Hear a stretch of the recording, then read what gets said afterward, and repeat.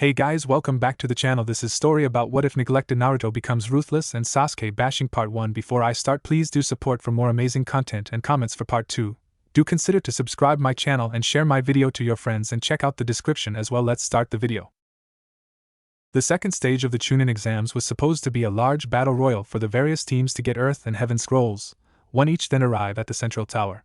Team 7, led by Sasuke Uchiha, to Naruto's chagrin, was making good progress. They managed to defeat 2 teams and secure extra Earth scrolls, having 3 in total. However, everything went to shit when Naruto, after returning from a pee break, was blasted away by a powerful gust of wind, followed by appearance of the nightmare of a sound ninja who took sadistic pleasure in attacking Sasuke and Sakura. Naruto, thanks to his ingenuity and shadow clones, managed to kill the massive snake that was attempting to eat him and rejoin his teammates against the weird sound ninja. The battle became even more intense thanks to the inclusion of Naruto, who was subtly getting enhanced by the Nine-Tails chakra throughout the fight. He was darting all over the place, punching and slashing at the snake like ninja. Massive gusts exploded from the clashes between the 2 monsters. In the distance, observing the fight, Sakura was finding it hard to breathe under the weight of the Sound Girl's chakra and the evil feeling coming from Naruto.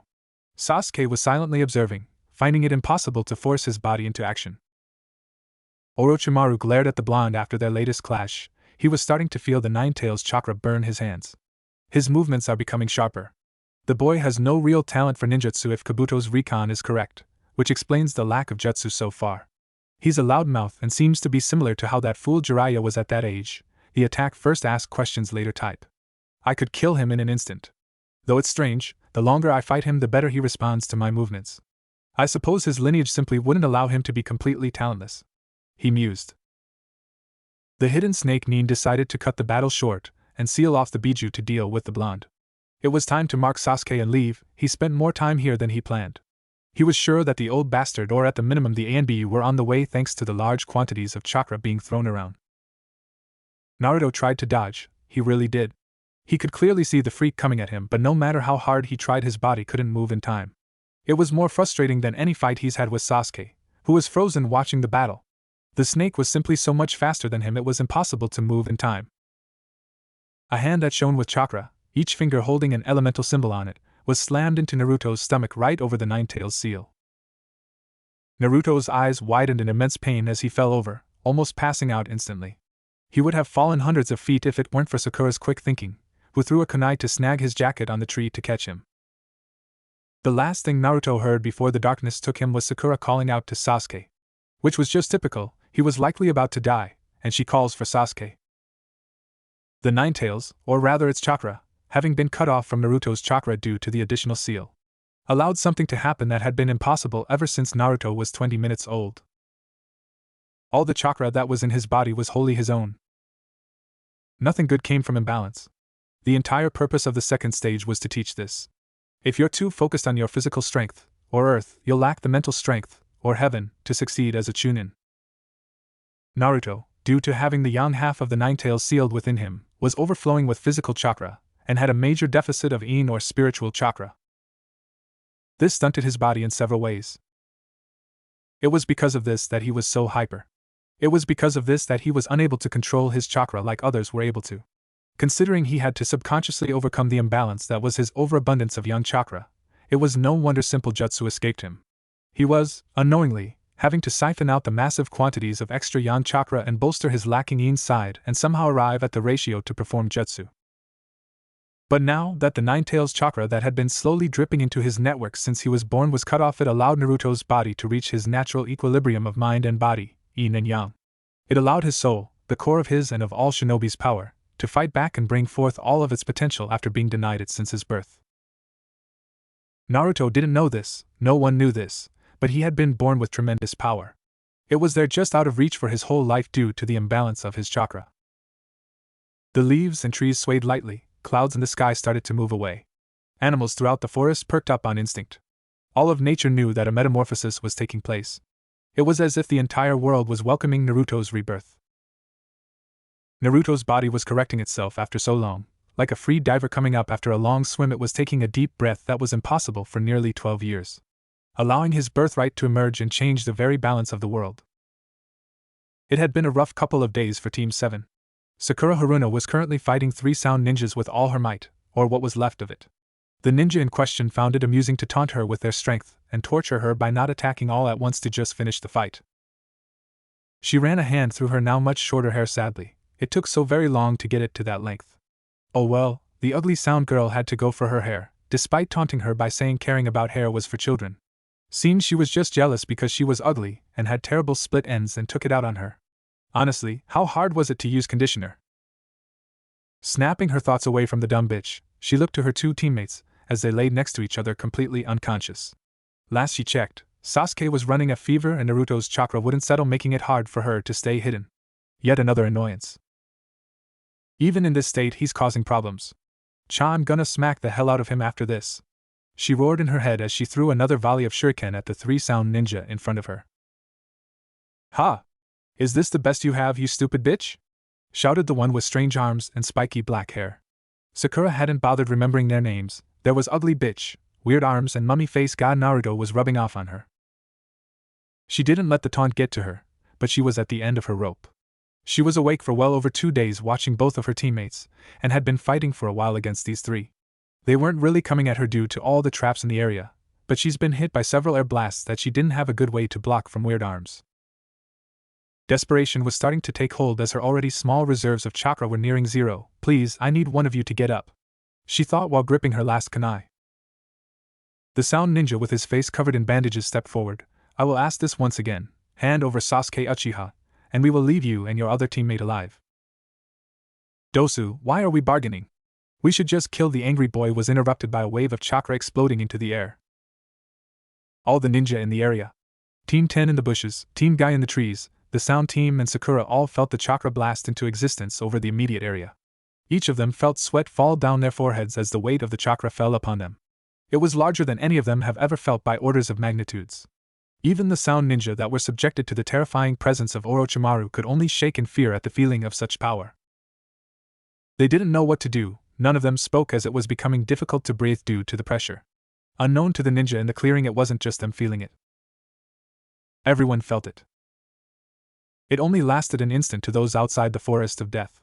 Everyone who was able to sense chakra beyond a basic level felt their nerves scream at them, telling them a predator had just emerged.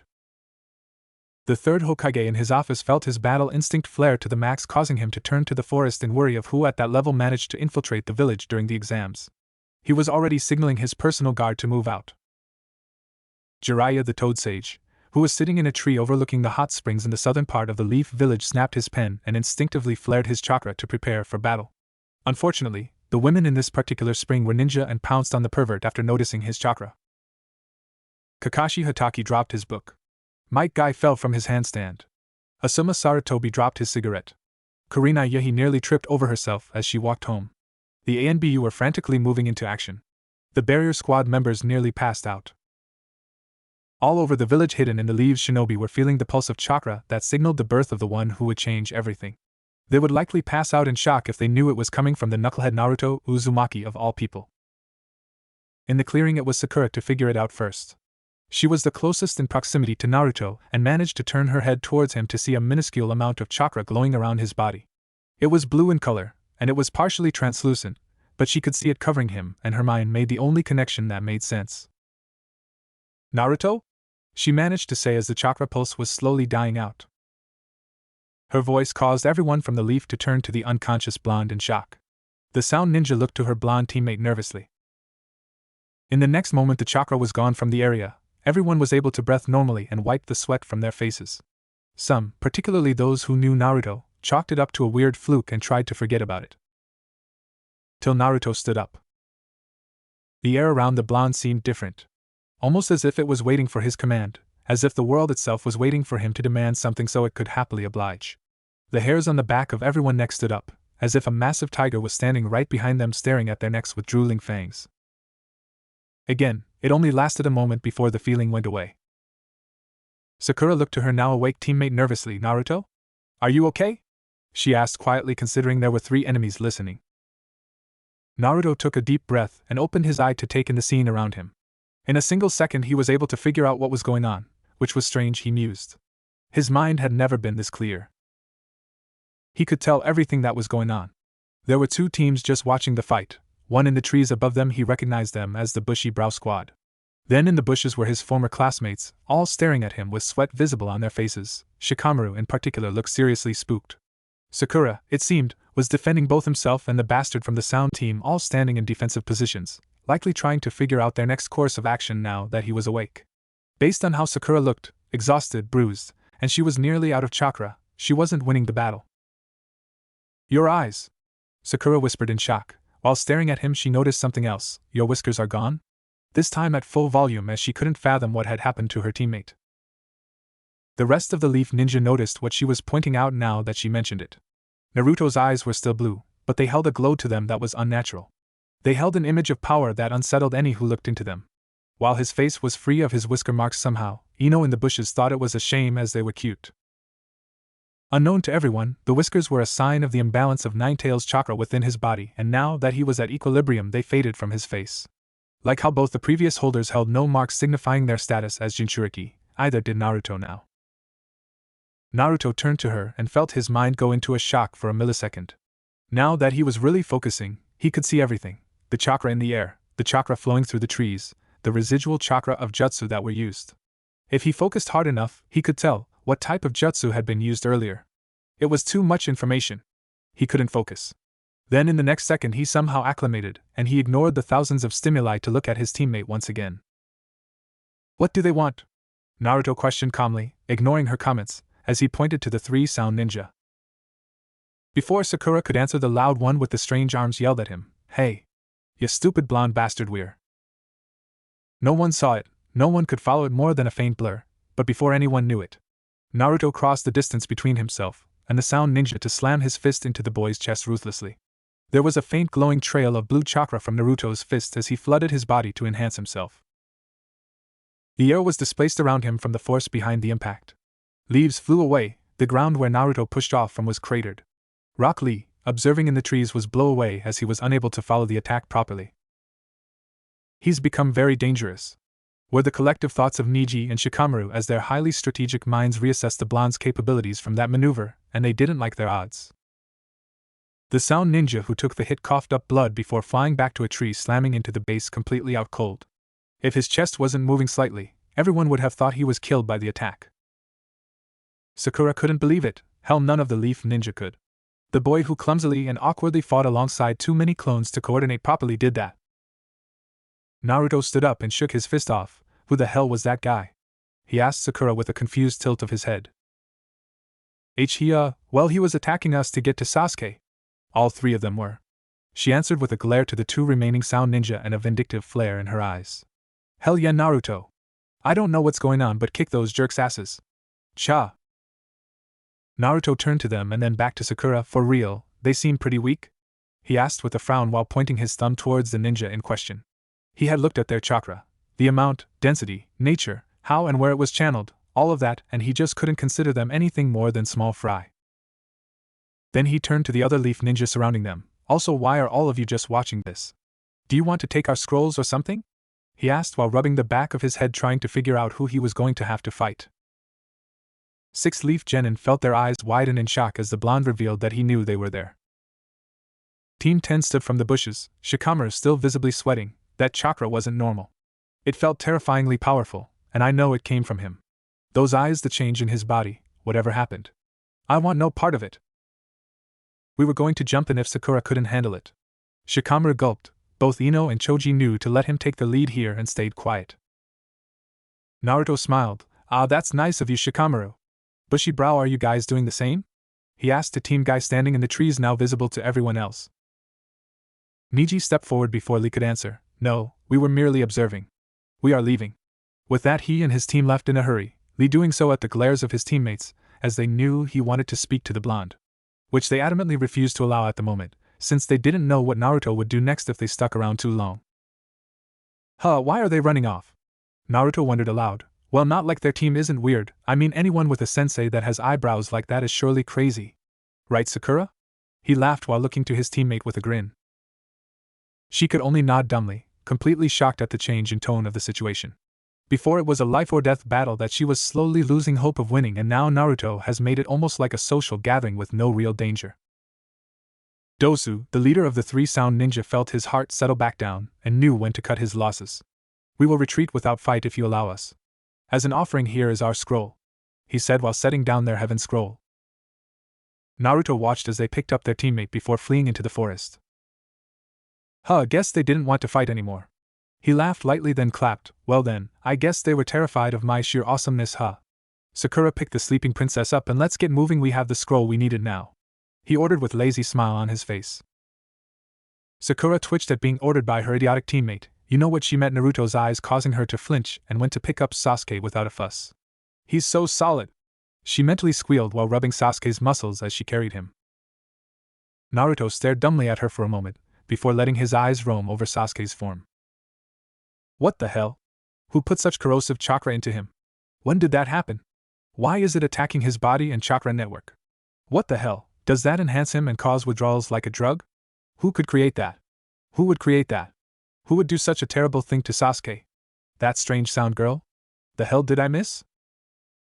Naruto didn't realize it yet, but he thought all of that in blink of an eye as his mind was able to process information hundreds of times faster now thanks to his now activated bloodline.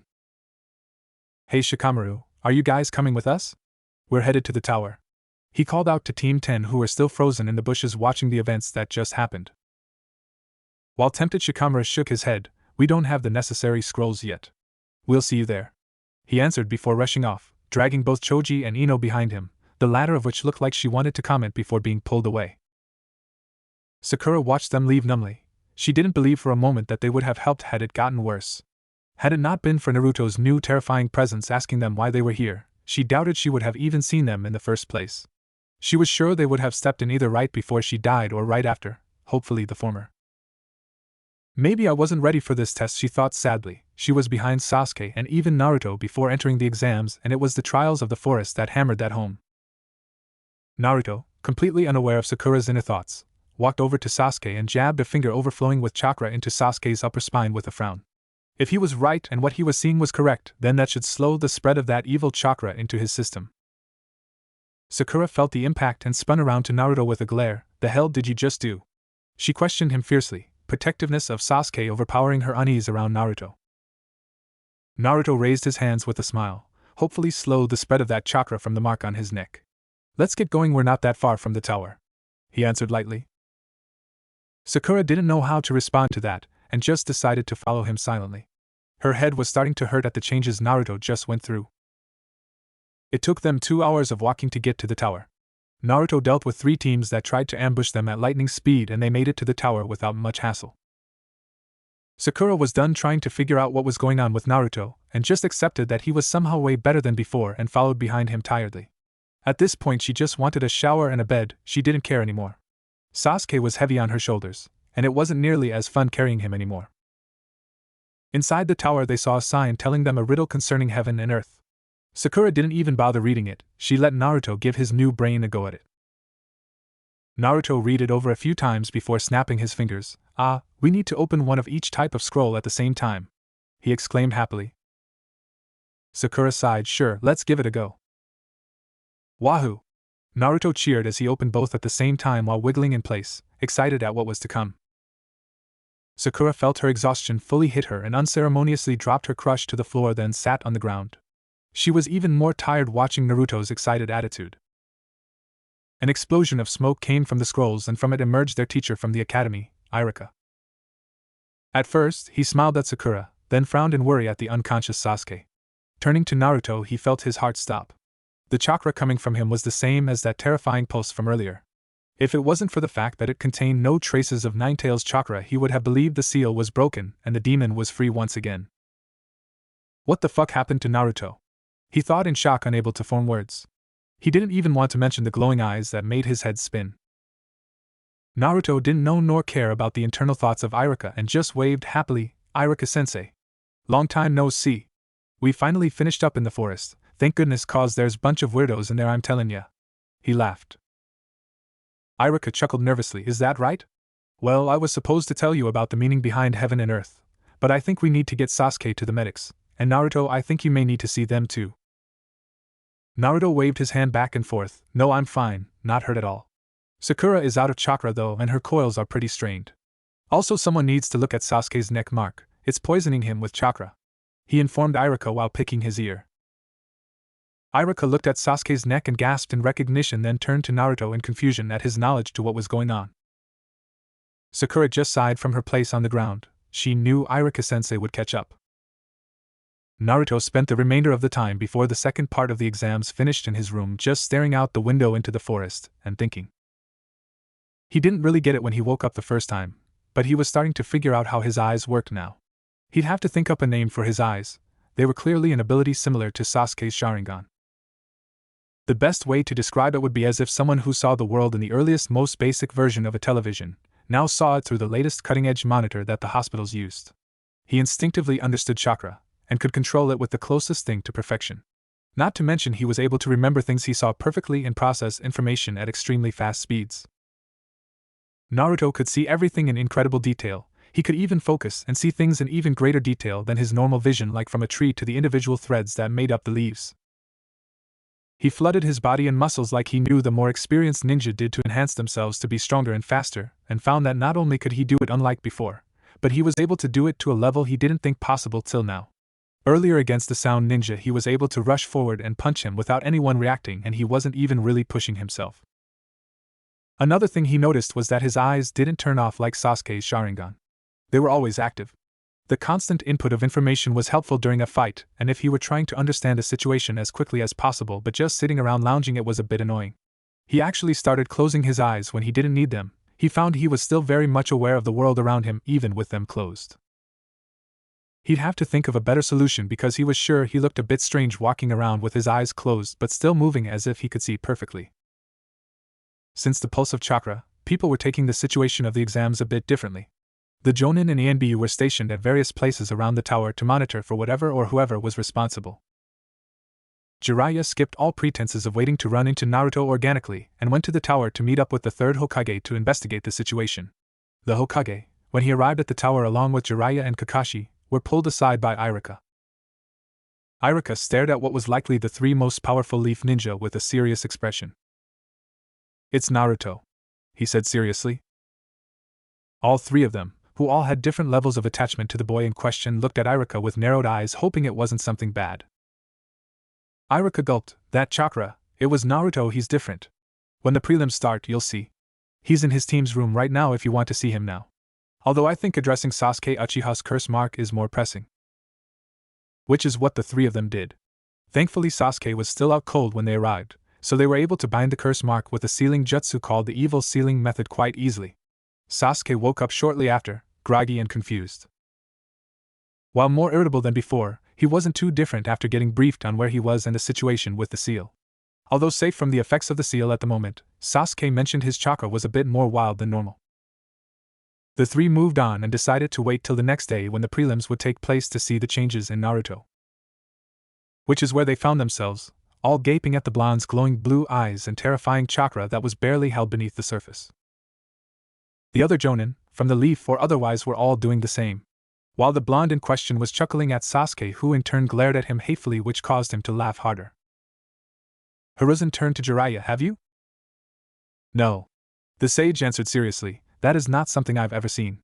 If I couldn't feel his chakra, and see that his whiskers are somehow gone, I would assume that he was just pushing a lot of chakra into his eyes for whatever reason and nothing was all that different. But they are different, and the glow is unnatural. Neither Minato nor Kushina had anything remotely similar to that." Kakashi uncovered his Sharingan for a moment to look at the blonde. "I would ask a Hyuga to confirm, but his chakra is calmer than I've ever seen it, and his eyes have a tremendous amount of chakra flowing through them similar to an activated ocular jutsu, like mine or Sasuke's Sharingan."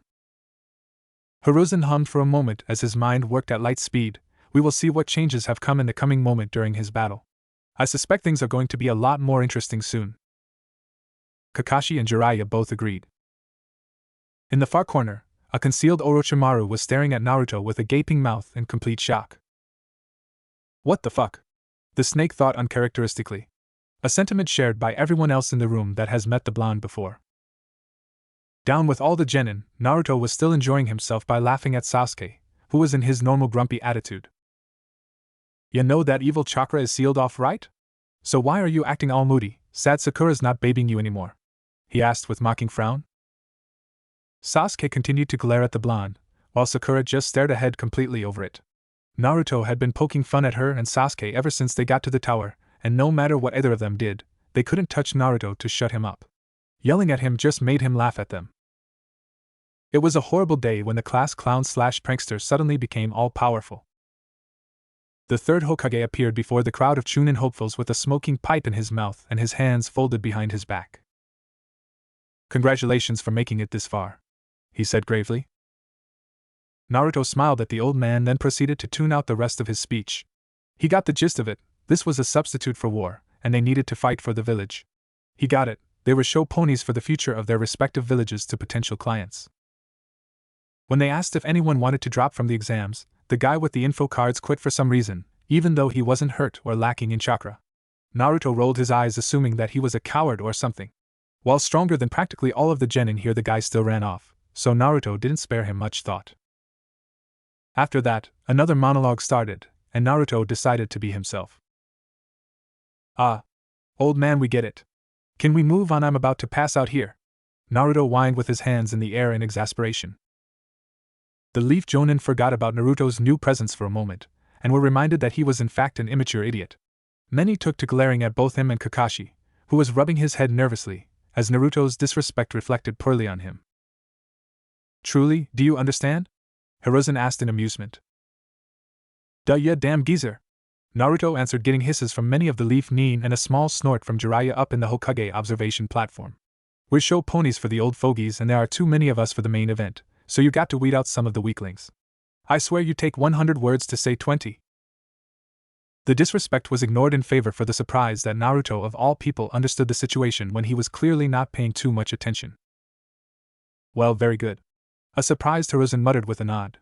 "I leave it to you." He turned to a sickly-looking Jonin, then moved to his platform with Jiraiya. The man introduced himself as Hate. "If you would all look to the monitor," he said with a small cough. Names began flashing, and after a while it was Sasuke's, and someone named Yoroi. Naruto looked at his teammate's opponent, and saw that his chakra seemed to have special properties around his hands. "Sasuke, watch out for his hands," he said quietly. Sasuke barely heard it, and before he could ask why, someone else did. Kakashi, who was suddenly leaning down with his head next to Naruto's, added, "Why's that?" he whispered. Naruto fell back in shock. He didn't even know when Kakashi got there. "Whoa, how'd you do that, Kakashi-sensei?" he asked in bewilderment before answering. His churka, "It's got something interesting going on with his hands," he whispered to the two who gazing at the boy in question. Kakashi hummed in interest, so his eyes did have some type of ocular jutsu that allowed him to see chakra. "Well, you heard him, Sasuke. Let's get up to the second level, Sakura, Naruto," Kakashi said with a nice smile before walking towards the stairs. Moments later it was just the Uchiha and the strange genin left, and their fight began. Sasuke made quick work of the guy with Naruto's warning and Sharingan enhanced hand-to-hand. Naruto cheered loudly and obnoxiously. "Woo! You did it, you beat that guy!" he shouted, getting glares from some of the others in the room. Kakashi clapped with an eye smile next to the blonde, while Sakura was on the other end of the stands next to Kurenai, pretending she was in Team 8.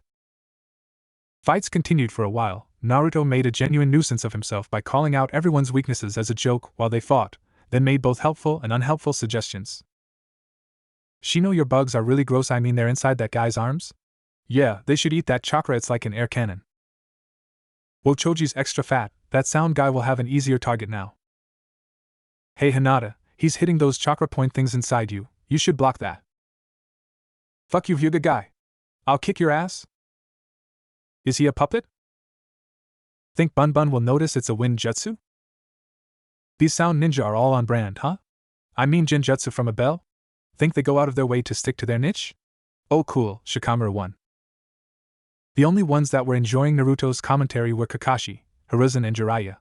All three who would have been bored out of their minds watching Genin fight. Also, Naruto's observations gave them insight into his eyes' new abilities. Naruto Uzumaki vs. Kiba Inuzuka. Oh, hey, I get Kiba, Naruto said with a cheer. Ha! Akamaru, we get an easy one. Kiba cheered while petting his faithful companion who was laying on the ground refusing to move. Huh, what's wrong? Naruto jumped down to the arena before turning to Kiba. He's scared, he called out happily. Kiba glared at the blonde, as if he probably doesn't want to waste his time with a dead last. No worries, I got this myself. Kiba said arrogantly, not noticing Akamaru was shaking while looking away from Naruto. It was unfortunate that his enhanced senses were primarily in his nose, as he didn't quite notice how much Naruto has changed beyond his eyes. To which he thought Naruto was just trying to get more attention. Hade looked between the two nervously. Well, the blonde made him nervous, not Kiba, then started the fight on the Hokage's signal. Everyone, from the genin to the Hokage, leaned forward in anticipation. Naruto watched Kiba approach him as if he was in slow motion. He could see every muscle twitch and minuscule detail of the boy's approach and felt like he had hours to respond. A punch from the Inuzuka flew at Naruto at speeds that he would have likely been unable to dodge before his evolution. To everyone's shock and Kiba's horror, Naruto disappeared, then was suddenly behind Kiba, looking in the direction of his punch. "Who was that aimed at?" he taunted lightly. "I would advise you start moving a bit quicker or you'll never hit me," he added with a chuckle. Kiba shouted in anger before releasing a barrage of attacks. Each time Naruto would disappear, then blur behind Kiba with a laugh, not even once going on the offensive. In the stands, everyone was shocked at the blonde's new abilities. It was unbelievable how he went from one of the weaker idiots in their generation to this. "What the hell?" Kurenai muttered in shock. Kiba was a very talented genin. She was confident he was going to have a chance to beat nearly anyone here. Now he was being led around like a child by someone that should have been useless. Kakashi was observing with his Sharingan active. "He's supplementing his body with chakra. I don't think a single drop is being wasted," he said lightly, hiding his surprise. Guy was looking down seriously. "He is going to be a tough one to beat," he said lowly to his apprentice, who nodded seriously. Niji had his Byakugan active and was watching in shock. When did that blonde moron get a bloodline? His eyes have chakra running through them, similar to how mine or the Uchihas do when our eyes are active. Everyone heard his comment and found their suspicions confirmed. Jiraiya continued to watch closely. The young Hyuga confirmed what Kakashi was saying. "We'll have to talk to Naruto after the prelims, sensei. Something changed Naruto, and I'll bet my fortune it has to do with Orochimaru attacking Sasuke in the forest." It was the only thing that made sense, after all. Hiruzen nodded. "I agree. I'll have Kakashi bring him to us afterwards. Although I'm sure he would have anyway." Sasuke glared as he watched with his Sharingan. "I don't get it. That idiot didn't have a bloodline before," he said in shock. "Sakura walked over, in the forest while you were both unconscious. Naruto's chakra and body changed," she said with a frown. "He was different, or rather his presence was. He's still an idiot, just able to take out an enemy in the blink of an eye with no effort." Kakashi turned to her. "Yeah?"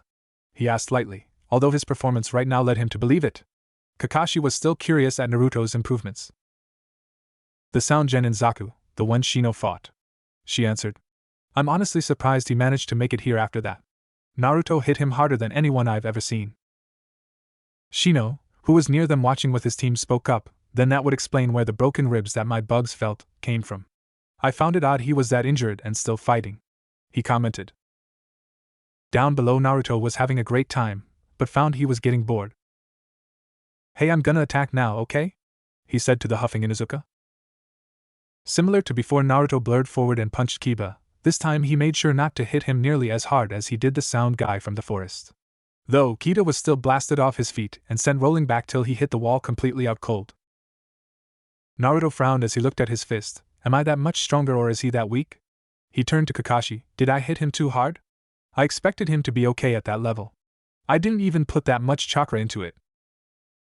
Kakashi answered from the stands with a nice smile. "Naruto, there was enough power in that punch to knock out any Chunin I've met," he said with a thumbs up.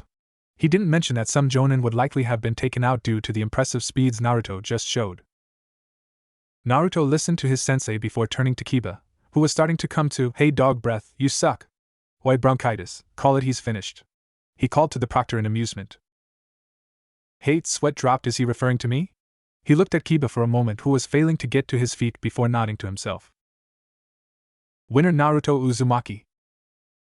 Naruto whooped, then jumped back up to the stands smiling at his team. "That was pretty easy," he laughed with a comical expression on his face. Teammate Sensei Kurenai gave him a side eye at his disrespect, but didn't call him out. Shikamaru, who had been unable to think of anything else since Naruto's awakening in the forest, stepped forward towards Naruto. "His personality is the same, so he may answer me here." "What's up with your eyes?" he asked nonchalantly. Everyone subconsciously leaned forward, hoping for answers. Naruto perked up. "Oh yeah, I have super awesome eyes now," he said with a grin. Everyone in earshot fell over at his answer. Shikamaru shot up, "I get that, you idiot, what's new about them?" He shouted, much to his team's shock. Naruto leaned away from the Nara. "Well, why are you all upset? I mean, I can see way better. Not to mention my chakra control is really good now. Honestly, it's not too big of a deal, I'm as awesome as I've always been," he said with a devilish grin. Shikamaru rubbed his forehead tiredly. "I don't know if he's messing with me or just the same old dumbass." Kakashi smiled at the interaction. "Interesting. I guess we'll have to talk to him later. At least his ego isn't too much bigger," he thought with a chuckle. Sakura didn't care about her troublesome teammate's weirdness anymore. Meanwhile, Sasuke was staring at Naruto with his Sharingan active, trying to understand him. "Stop gazing into my eyes, you bastard." "Shut up, loser." Naruto watched sadly as Sakura and Ino fell to the ground in a spectacular double knockout. The fight was boring, they were moving slower than anyone else so far. The only interesting part came when Ino managed to slam her mind into Sakura. Who would have thought that Sakura has a second personality? Naruto thought cheerfully. Shame that she lost. It would have been nice for all three of us to make it to the finals. But with a showing like that, maybe it's for the best. Kakashi set Sakura down against the wall with Asuma doing the same next to him with Ino. Team 10 and Team 7 gathered around their unconscious members. "Well, not like that wasn't a lame showing," Naruto said simply. He turned to the two jonin with mock disappointment and pointed to the two girls. "That's your fault. I mean, they were so weak they both lost." Kakashi thumped Naruto on the head, while Asuma glared at him but didn't say anything. Sasuke looked at Sakura sadly. "I expected more from her. She did well to protect us in the forest," he grumbled. "Yeah, but that was against the Sound Ninja, and we've seen they're pretty weak. I mean, Shikamaru beat one without throwing a punch," Naruto said, then chuckled. The only remaining Sound Ninja in the room, Dosu, could only glare at Naruto as he was too terrified to say anything in response. Kakashi thumped Naruto again. "Don't insult other countries," he chastised, barely. Naruto, in a lightning blitz of speed that Kakashi wasn't ready for, shot his arm out and thumped Kakashi on the shoulder since he couldn't reach his head. "Stop that!" Naruto whined with an overdramatic frown. Kakashi only chuckled while he waved his student off. "He really is the same as before, he just has this crazy ability enhancing his skills," he thought lightly. The next fight was Rock Lee versus a guy from the sand, Gaara. Naruto and the others watched as the beginnings of the fight were strictly hand-to-hand, most of which was Lee defending from omnidirectional sand that was protecting Gaara. "The sand is filled with chakra," Naruto said with an uncharacteristic seriousness. Kakashi, Guy and the rest turned to him with a frown. Down below, Lee back flipped away, then blitzed forward to re-engage. "Obviously, otherwise he couldn't control the sand," said Sasuke with narrowed eyes, unknowingly saying what was on the Jonin's minds. Naruto shook his head. "Yeah, sure, I wouldn't have mentioned it if it was just his chakra. But that sand has two, no three, different chakras in it. Strange," he said with a hum at the end. The Jonin who managed to hear him narrowed their eyes at the information, particularly Kakashi, who uncovered his Sharingan. Guy, who was next to him, leaned over as his rival worked to confirm his student's information. Kakashi covered his eye with a sigh. "Whatever he is able to see, it's beyond what I can. To me, the sand has chakra in it, that's all." Lee landed on the statue after a series of dodges, and Guy, having more insight into Gaara now, decided to allow him to remove his weights. Rock Lee took those words with genuine excitement as he happily revealed weights beneath his leg warmers, then quickly held them up after removing them. Gaara merely watched silently, still showing no emotion on his face. Which was ironic considering the tattoo on his forehead of the kanji for love. Naruto smiled at the interaction, not fully understanding the ceremony of the situation. "Huh, you wouldn't think taking a few weights off would make someone that happy?" he wondered. "Who knows with those two?" Kakashi sighed tiredly, long past trying to figure out Guy's eccentricities that were unfortunately passed on to his student. Everyone watched as the weight fell to the ground, wondering what the big deal was. The Sand Ninja watching didn't believe it would matter all that much. Till the earth shook from the weights hitting the ground. The reaction from everyone in the room, from Genin to the supervising Jonin, Orochimaru in disguise, Jiraiya, and the third observing up top. "They're insane." Naruto shook his head in amusement. "I'd love to have a fight with Lee. He's got some incredible strength if he's that fast with those weights, and no chakra helping him out," he said lightly. Lee shot off towards Gaara several times quicker than before, Guy cheering him on with all the Genin muttering in shock at the speed. Naruto was able to easily follow the fight despite the incredible speed that they were moving at now. While Lee was moving at, Gaara seemed just as surprised and unable to follow the green beast as the rest of the genin. After removing his weights, Lee's movements were not only faster but far more precise. Naruto decided to watch him far more closely.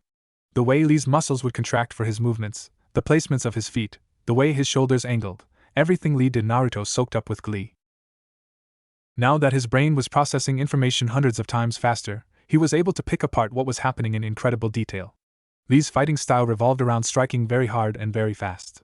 Naruto knew that his own technique left much to be desired, so he would work to incorporate these movements. At the same time, Gaara was able to maneuver his sand in more widespread ways now that he was directing it with his hands. Naruto was able to see the various types of chakra coming within the grains as he attacked. What's he doing? His bandages are moving? Naruto wondered aloud, getting Kakashi's head to snap towards him before he watched the fight more closely. True to Naruto's observations, Lee managed to kick Gaara in the chin, launching him into the air, then proceeded to follow up with an impressive series of kicks. Each impact reverberated through the room, getting small flinches from the genin at the powerful display. The bandages wrapped around Gaara, allowing Lee to grab and spin the sand ninja into the hard ground. Naruto tilted his head in wonder while watching the turn of events. He looked over at Kakashi and Guy, who were talking back and forth lowly, then to the genin around the stands, watching in anticipation with impressed looks on their faces at Lee's capabilities. Then he decided to ruin it for fun. That was a pretty good substitution by Sandboy, Naruto said with a devilish smile. Hope Lee isn't hurt too bad by the backlash, since he didn't really accomplish much. The ninja around him looked at him in shock, Team Guy in horror, before turning back to the fight to watch as Lee's attack landed and was revealed to be wasted. How the hell? Muttered Tenten while watching Lee barely dodge the sand due to the pain from the lotus. When muttered Niji. Guy was frantic while watching the fight progress. I didn't even see it, he shouted in shock. It was during the kicks, answered Kakashi with his Sharingan exposed. When you closed your eyes to pray, he switched out in a flash. I would pull him from the fight, Guy. He's in no condition to continue. Guy glared at his rival, but before he could talk, Naruto spoke up lazily. Nah, he's gonna be fine. He's pushing chakra to those inner blockers. Give him a minute or so and he'll have quite the boost. Blockers? Asked Sasuke, not seeing what Naruto was talking about with his Sharingan. They're called gates, the 8 inner gates to be exact, answered Kakashi while turning his Sharingan enhanced glare to Guy. And you taught how to open them to a genin. You're going to cripple that boy. Guy gave his rival a side eye before focusing back on his struggling student while leaning forward over the railing. His fingers were pushing into the metal railing due to his nervous squeezing. You wouldn't get it, having everything come to you so easily, he said in a low baritone. For the rest of us, we have to claw and crawl for every bit of strength. It's even worse for Lee. Even the most basic ninjutsu and genjutsu is beyond him. His expression turned fond as Lee was slowly getting faster as he was overcoming the backlash of the primary lotus. Lee just wants to prove he's a splendid ninja with his hard work. I only did everything in my power to help him with his dream, he proclaimed proudly. Naruto smiled down at Lee. He was truly impressed with the boy's drive to achieve his dream. Not to mention the evidence of thousands of hours of hard work getting him to where he is now with his lack of ninjutsu or genjutsu. I think he's gotten there already, bushy brow sensei, Naruto interjected lightly. Something I've learned is that ninja don't always improve on a slow curve. It can be a sharp and immediate increase as well. Lee's movements became even sharper than before as his body was acclimating to the 8 gates activation.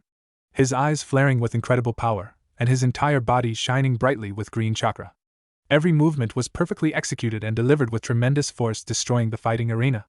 Gaara was pushing even more chakra into the sand, trying to keep up with Green Genin's speed, but was being sent flying by a rapid aerial combo. I mean, he's already adapting and improving with every second. I can tell that he's become way better than he was before this fight. If he keeps going as he is, then he'll no doubt become one of the best taijutsu users the Leaf Village has ever seen. Naruto finished with a small smile as his glowing eyes took in every detail. Guy looked down happily, a bit of water popping up in his eyes. Thank you for those words, young Naruto. I'll trust those eyes to see Lee's incredible potential. Naruto laughed in response. Leave it to me, he said with a thumbs up.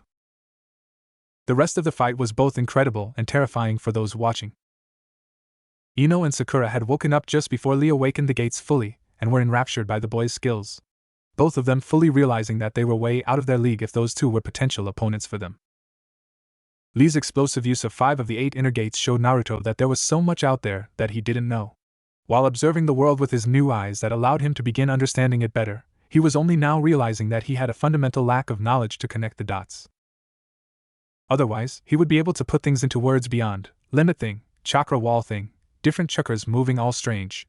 It was just hard to put into words what he instinctively knew. As the fight was reaching a climax, Lee was completely unable to fight and fell to the ground, his body giving out under the stress of the 5th gate. Gaara didn't hesitate, and shot his sand at the boy with a bloodthirsty smile on his face. The Jonin, Guy in particular, were about to rush to save Lee, but a blur shot forward first, stopping the sand from even touching Lee. The resulting impact blasted all the sand away, making most turn away from the shockwave. Naruto had shot forward and smacked the sand away with a hand packed with dense chakra. He turned to Lee with a frown. Based on the injuries, it would likely take weeks if not months of rehabilitation to get back into fighting shape. Though it would have been nigh impossible if Gaara was able to crush Lee in his sand like he wanted. "Hey sand boy! You won, no need to go that far," Naruto said with a frown while standing guard in front of Lee as he subconsciously released his chakra. Gaara began breathing heavily at Naruto's appearance. His chakra began moving erratically as his instincts flared beyond what he's ever felt. Naruto's presence driving Gaara to near hysteria as the beast within was screaming to flee to save their lives. In the next moment, Baki, the Sand Jonin who looked visibly nervous, appeared in front of Gaara with his arms spread. Guy and Kakashi also landed in front of Naruto looking serious and bored respectfully. You guys didn't have to help me out, I would have taken these losers out." Naruto laughed while picking up Lee. His grin became fiendish. "I mean that Sandy Jonin over there seems pretty nervous just looking at me." Kakashi sighed tiredly. "Please try and not cause an incident with the hidden sand village, Naruto." Baki interjected. "I think we can end this and move on. Gaara, go back to the stands to Temari and Kankuro," he ordered, somehow snapping the frantic boy out of it and getting him to leave in a swirl of sand. That seems to be a very uncomfortable way of travel," muttered Naruto lightly. Getting sand everywhere would be miserable, he thought. Guy moved to take leave from Naruto. "Thank you for jumping in, Naruto. I was hesitant to interfere, but that was the right call," he said shamefully while holding his nearly crippled student. He knew that had the sand wrapped around Lee it would have been the end of his journey. Kakashi patted his rival on the back before grabbing Naruto to body flicker back to the stands. "Try not to interfere again, they may disqualify you," Kakashi chastised lightly. Naruto frowned in frustration at the thought of being disqualified for saving a comrade, which caused his chakra to flare and eyes to glow brighter subconsciously. He didn't even notice it was escaping him. Everyone in the room who wasn't in the clearing during the second test felt the weight of Naruto's chakra in person for the first time. It was very different than an instinctual fear from the flare. Now that they had a front row seat to it, the genin were visibly terrified and unable to move while the Jonin and Hokage became extremely weary. Somehow it was Sakura of all people who smacked Naruto on the back of the head. "Stop it, you're scaring everyone, dumbass," she told him tiredly. Her hand was shaking, but she managed to hold firm, knowing in her heart that he was still the same Naruto for the most part. Naruto's presence instantly went back to normal, and he looked around surprised. Everyone from Sasuke to the other Jonin sensei were looking at him warily. It was a different look than what he was used to getting as a kid, one of loathing and apprehension. This was just plain fear. He didn't really understand why. He wasn't trying to scare anyone. He turned to the high stands where the Hokage and some other old dude were standing and shot over. He needed to figure out what was going on with everyone's reaction to his chakra, and the old man knew more than most about stuff like this. He was really strong himself. Hiruzen and Jiraiya were able to follow Naruto's approach, but they were blown away by the boy's speed. He was easily on par with skilled Jonin. Although his movements weren't exactly skillful, it was due to his masterful chakra control allowing him this speed, not physical skill. Landing on the railing, Naruto looked at the Hokage with a frown, then felt a bit vindictive, which caused his eyes to crinkle in amusement. "Hey, old man, is everyone here so lame that I scare them that much? I don't get it?" he asked with a whisper shout, making sure everyone could hear him to twist the knife. He found it pretty funny that everyone was so scared of him now. That prankster personality and his normal ego take on a much different tone now that he's this capable, mused Hiruzen. Had it been anyone else he would squash such things here and now, but Naruto's childhood flashed into his brain, and he felt the blonde probably deserved some respect as recompense. Jiraiya was the one to answer. "You may not get it, but your chakra presence is far stronger than most would have ever encountered, much less greenhorns like we have here," he said seriously. He didn't want to mention that the number of people he's felt that scared him more with just their chakra were in fact just 2. The third Hokage and Hanzo of the Salamanders. Naruto nodded the information, then turned to Jiraiya. "Who the hell are you, you old man?" he questioned comically. Instead of being put off, Jiraiya grinned happily at the question. "Who am I, you ask?" he shouted while getting into a pose, and he readied his summoning jutsu. Hiruzen interjected, "He's a former student of mine, Jiraiya," he answered, making Jiraiya fall over and sulk due to his intro being interrupted. Naruto stared at Jiraiya for several moments, causing both Hiruzen and Jiraiya to look at him curiously. Jiraiya felt like he was being broken down to the smallest details by those eyes and found that he didn't like it one bit. Right as he was about to say something, Naruto turned around. "So he's an old guy like you. Cool, I guess. Your chakra is very interesting, geezer," he said lightly before speeding back over to his team. Jiraiya turned to his sensei with his face serious. "I don't know what happened to him, but he's unlike anyone I've ever come across. I didn't sense a speck of the Nine Tails chakra either. It was like it was completely gone from his body," he said while watching Naruto get lightly reprimanded by Kakashi for bothering them. "I would like to learn more about his eyes and what he's able to see, but for now let's assume it's unique to him, and be thankful he's been given such a gift with those men out there looking for him," Hiruzen said with a puff of his pipe. "Not to mention Orochimaru lurking around itching to cause trouble. We may have need of Naruto's newfound strength soon. He'll need some growing up to match his power-up before he's all that reliable," Jiraiya said with a snort, getting a laugh out of the Hokage. "Ha! He's always been a brat, now he's a brat with terrible power. You saw how fast and strong he was in that match," Hiruzen said lightly. "If he were to hammer in the basics of taijutsu, he may become faster and stronger than any of us with just chakra enhancement. We also don't know what he's like when pushing it to the max. I would honestly put him on a level above most in the village shinobi. We need to see his abilities with ninjutsu and genjutsu to really understand, but as of now only the very best would be able to face him and win." It was a crazy thing to say, but Jiraiya believed it after getting a small up-close look at him. Naruto didn't know it, but he was giving off a vibe of supreme confidence, that when mixed with his strength made him all the more fearsome. He supposed that this was why even experienced jonin like Asuma and Guy were weary around him at the moment. "Indeed," Hiruzen agreed. "I would have normally allowed you to go about meeting and training him in your own way, but as of now we will be dropping all pretenses. He has awakened a new bloodline that has granted him unknown abilities. After we speak with him, he is to be with you at all times. I do not want Danzo to have time to approach him. That is the last thing anyone needs, and I do not want to hear about it from the other elders that he needs to be trained properly." Jiraiya could only nod silently while he mourned his precious research time in the coming weeks. But even he could understand the gravity of the situation. It wouldn't take long for Naruto's awakened abilities to spread through the village, then the continent. Mix in his now uncanny resemblance to Minato now that his whiskers were gone, thing are gonna change.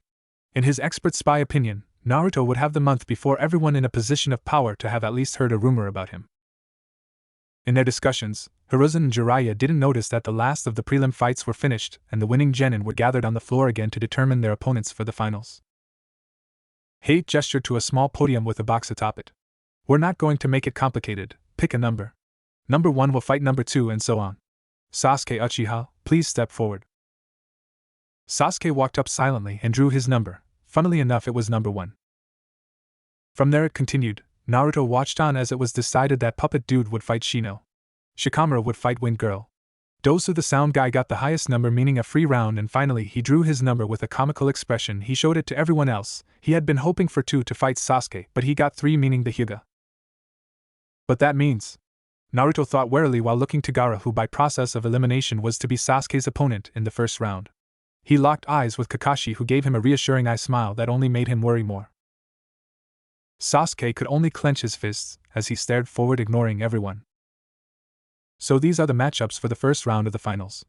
We need time to allow the dignitaries and Kazekage to arrive, so you have 1 month to train. I would keep everyone in the finals in mind as you prepare. You don't know who you could end up facing should you win," instructed Hate to the Chunin hopefuls. With that, the second exam was officially over and everyone began leaving. The supervising Jonin and Chunin left to perform their duties while the sensei gathered their teams to lead them out of the forest towards their designated training areas.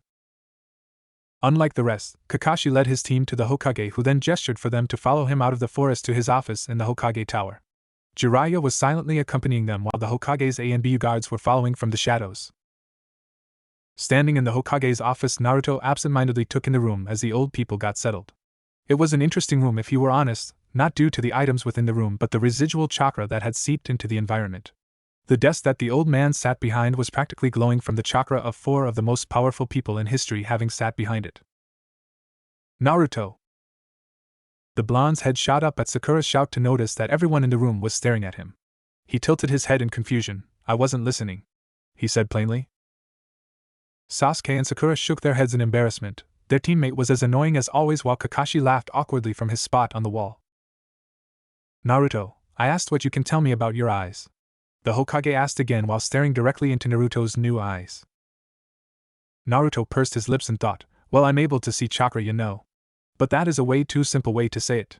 It's like I can truly understand chakra and its place in the world. He explained lightly with a shrug. Kakashi latched onto that. What do you mean, its place in the world? He questioned.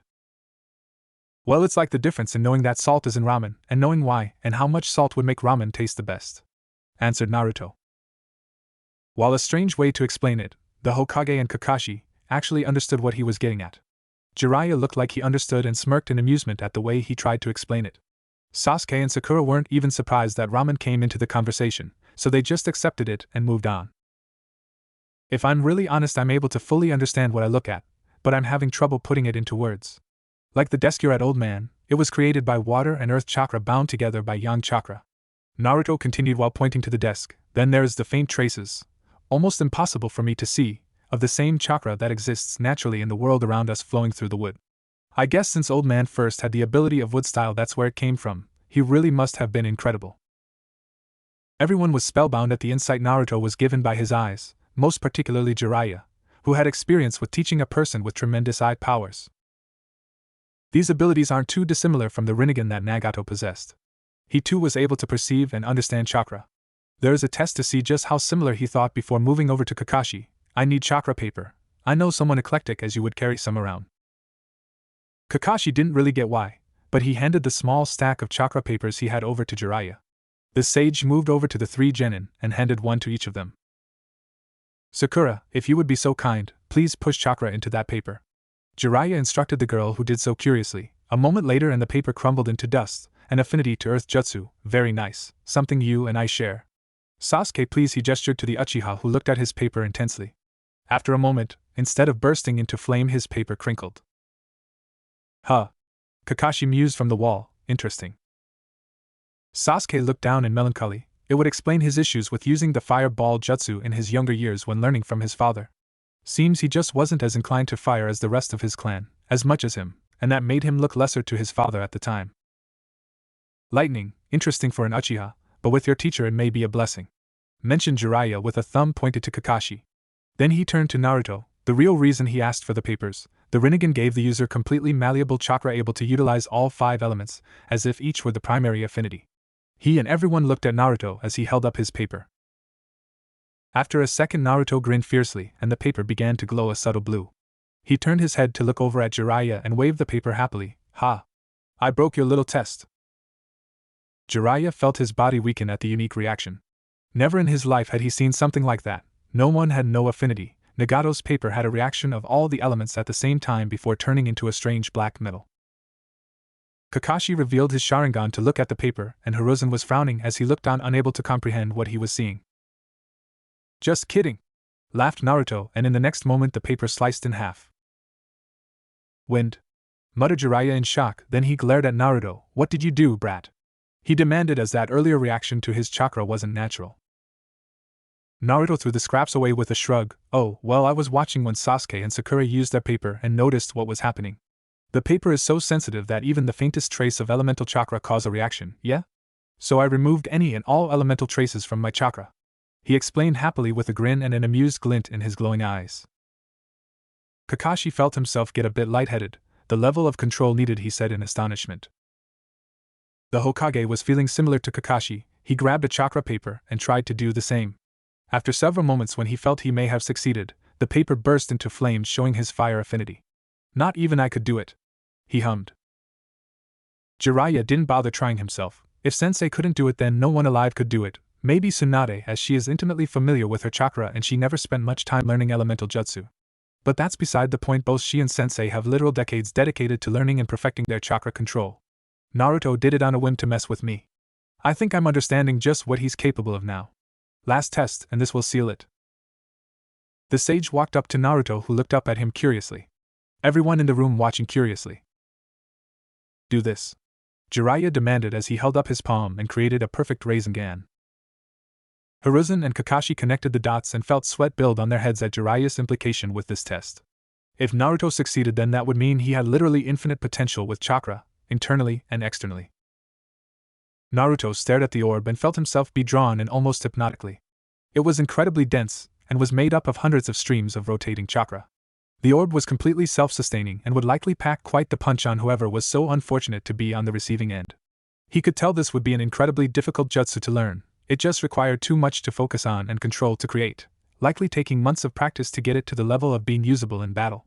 Whoever designed such a jutsu was on a whole other level in terms of smarts and ingenuity. Yeah, give me a second. Naruto cupped his hands and focused hard, looking directly at the jutsu then back to his hands. After a moment it started to form. It was slow and sloppy, barely held the proper form at first as wisps of chakra were leaking out of it at first. It was slow, taking well over a minute to create, but after a moment it was done. Naruto extended his hand right next to Jiraiya's, and the two orbs of destructive chakra danced next to each other almost identically save for color. Jiraiya's held a small faintest tinge of red at the outermost layer, as his natural chakra color made itself known. While the other, Naruto's, was a deep blue with a white core similar to his eyes in color. That's... Kakashi exclaimed in shock. He couldn't even put it into words. The Hokage had long since put his smoking pipe down lest he drop it on his stack of papers. Neither could form into words the implications of what they were looking at. Sasuke had his Sharingan active and was unable to copy the jutsu. Sakura frowned as she watched. She recognized the Rasengan from the textbooks and knew just how absurd the feat Naruto just accomplished was. Naruto drained the chakra from the orb and put his hand back down. I think that was the perfect jutsu for me. I've got some interesting ideas from it, he said happily. He never considered chakra manipulation like that, which made him think he was thinking too small on what he should start learning for jutsu. Jiraiya let go of the orb and rubbed his eyes. Naruto, you didn't copy it similar to the Sharingan, did you? To me it seems as if you just instinctively know how to use chakra at near perfect levels. That and your ability to see and comprehend chakra was what enabled you to create a Rasengan after just learning of the jutsu. Correct? He asked, already suspecting it to be the truth. Pretty much, yeah. Naruto said happily. You know, you're making it easier for me to understand these eyes. I know what they can do, but I don't really get it. But I'm getting it now. Hiruzen latched onto that with a smirk. You were a truly terrible academy student, Naruto. He said lightly, getting snorts from Sasuke and Sakura, who knew firsthand how true that was. I believe you both know the best path forward for Naruto's training? He asked towards Jiraiya and Kakashi. Both of them nodded with a small snort of amusement. Oh yeah? Asked Naruto. What's that? Kakashi walked forward and patted Naruto on the head. You need to study. You have a fundamental lack of knowledge which is impacting your understanding of your newfound awareness thanks to those eyes. Speaking of which, we'll have to name them. It's a new bloodline after all. I don't know, Kakashi. You know who had the worst naming sense I've ever known, and if Naruto is anything. Jiraiya laughed, but he was interrupted by Naruto, who was staring past everyone out the window behind the Hokage's desk with a serious expression on his face. The Six Eyes, he declared, causing a shiver to some in the room. In my heart I know that they are called the Six Eyes. I figured that would be the case, mused Hiruzen. Similar to other bloodlines that could be named one thing or the other, there is always the true name that people who awaken them instinctively know. Lava style rather than magma is one, boil style and steam style both being their own branches. Everything has a true name, and it would seem that the Six Eyes are no different. Very well, then Naruto will heretofore be known as the first user of the Six Eyes bloodline, declared the Hokage, settling the issue. That being said, news will spread on its own due to Chunin exams, but until that is the case, I urge everyone not to mention them to anyone that doesn't already know about them, much less their abilities. Sasuke, you understand the danger of being one of the only users of an ocular jutsu. Sasuke frowned and gave the Hokage a nod in affirmation. When he was younger, he always had an Anbu's shadow for the sole reason of protecting him from kidnappers and thieves. Security was tight for people like him ever since the Cloud incident with the Hyuga. Naruto laughed and waved a hand. Don't worry about that, I'm plenty strong enough to take care of some small fry going for my eyes. Please spread word of my awesome abilities, he demanded with a devilish grin and arms spread. He got dead eyes from his teammates in response, making him sweat drop, while Jiraiya and Kakashi just ignored him. That concludes everything I wanted to go over, Hiruzen announced, subtly hinting for them to leave. I had a question, Naruto said simply with a hand raised. What are we gonna do about the snake girl? She was the one to mark Sasuke with the evil mark that's actively trying to poison him. Jiraiya stepped forward and whacked Naruto on the head lightly. Leave that to us. That girl was in fact my old teammate in disguise, Orochimaru, who's perhaps the most dangerous traitor the Leaf has. I bet I could beat him now. Naruto responded without acknowledging the smack. Speed, strength, and a Rasengan won't be enough to do that, and we don't want him going for your eyes. Responded Jiraiya seriously, now starting to understand how deep Naruto's ego ran. Naruto shrugged without care, pretty sure the fourth became feared above all others with those three things, but whatever, I'll step in if it gets bad, he declared before turning around leaving the office. The rest of the room watched him leave dumbly. Sasuke and Sakura decided to follow his lead after bowing to the Hokage. After the three genin were gone, Kakashi turned to the Hokage and Jiraiya seriously. How could this have happened? He asked, voicing the thoughts of the other two without knowing. Jiraiya shook his head. No idea, there's never been a concrete reason for bloodlines existing. The Byakugan and Sharingan have been around for thousands of years, so their origin is nearly unknown. The first Hokage's wood style was said to be a mutation unique to him as a result of his titanic life force, and the Senju family's affinity to earth and water. Hiruzen stood and looked over to the pictures on the wall, particularly of the fourth Hokage. Naruto hails from a very esteemed bloodline in Kushina, the only daughter of the Uzumaki clan's main bloodline in that generation, and was a distant cousin to Mito who hailed from the same family. Both were born with powerful chakra that allowed them to subdue even the Nine Tails.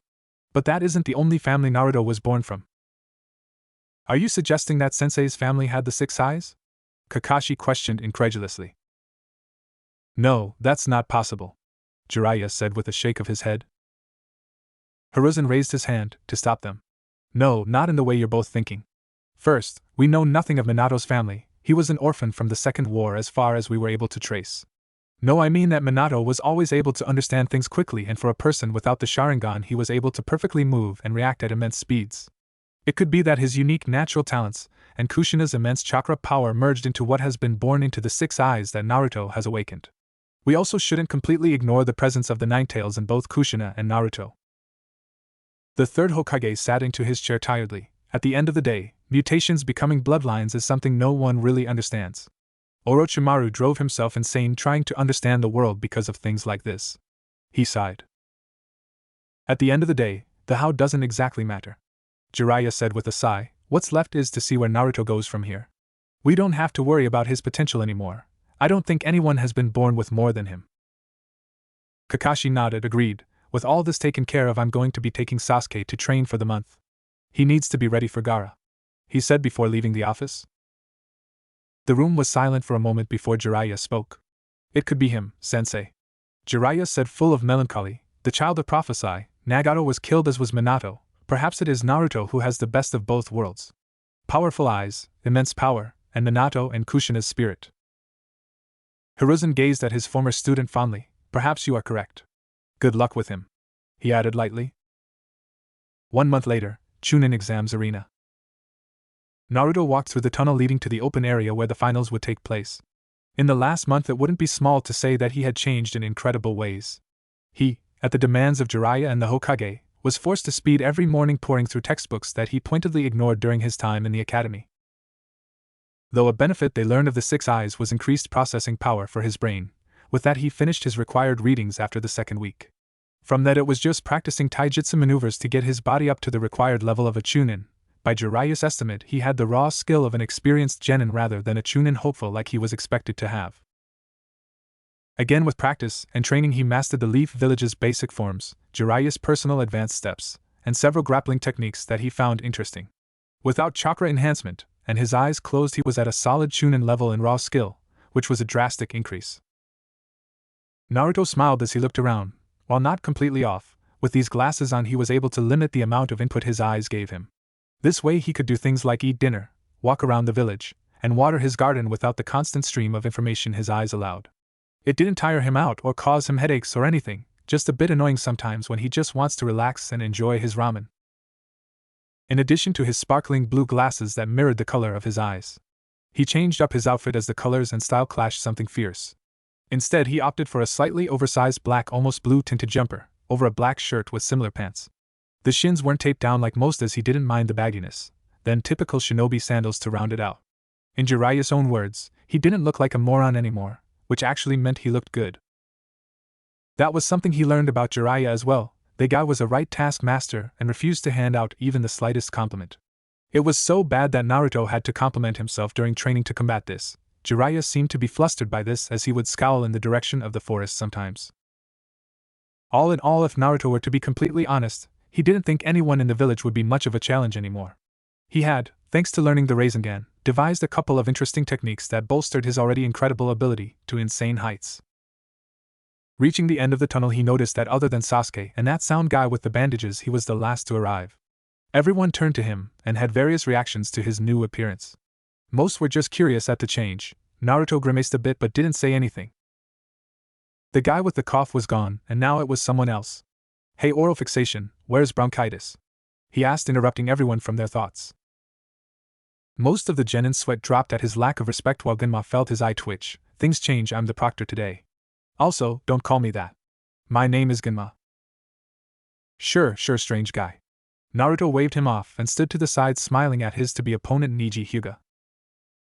After a bit, Ginma touched his ear and nodded. "Got it," he said lightly. "Slight change of the order. Sasuke is running late, so his fight is to be pushed to the last of the first round. Niji and Naruto, you're up."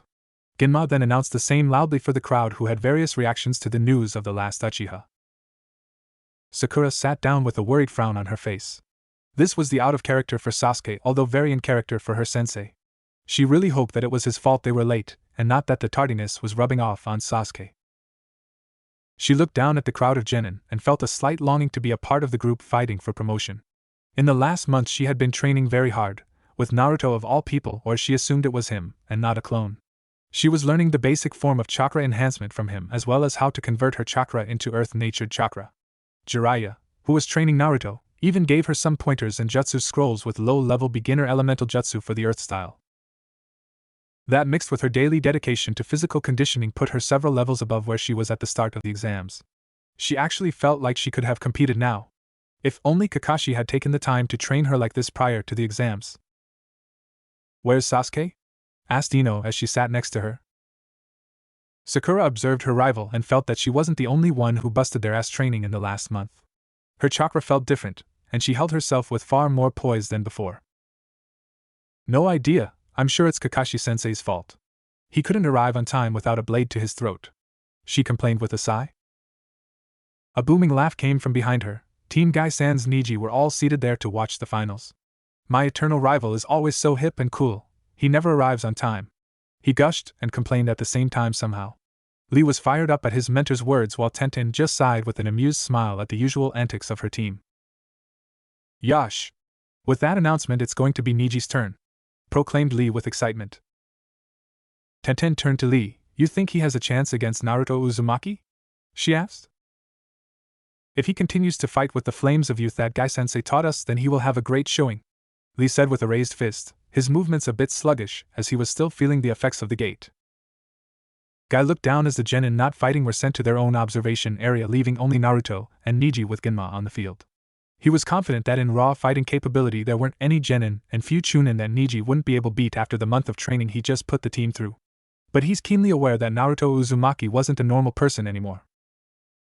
Just the way the blonde was standing there, a picture of supreme confidence.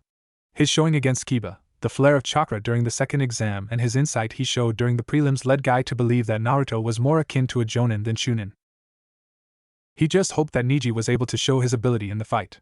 He was confident in all three of his students' abilities, but he was also realistic. Naruto stood across from Niji with a smile, his glasses twinkling in the sunlight.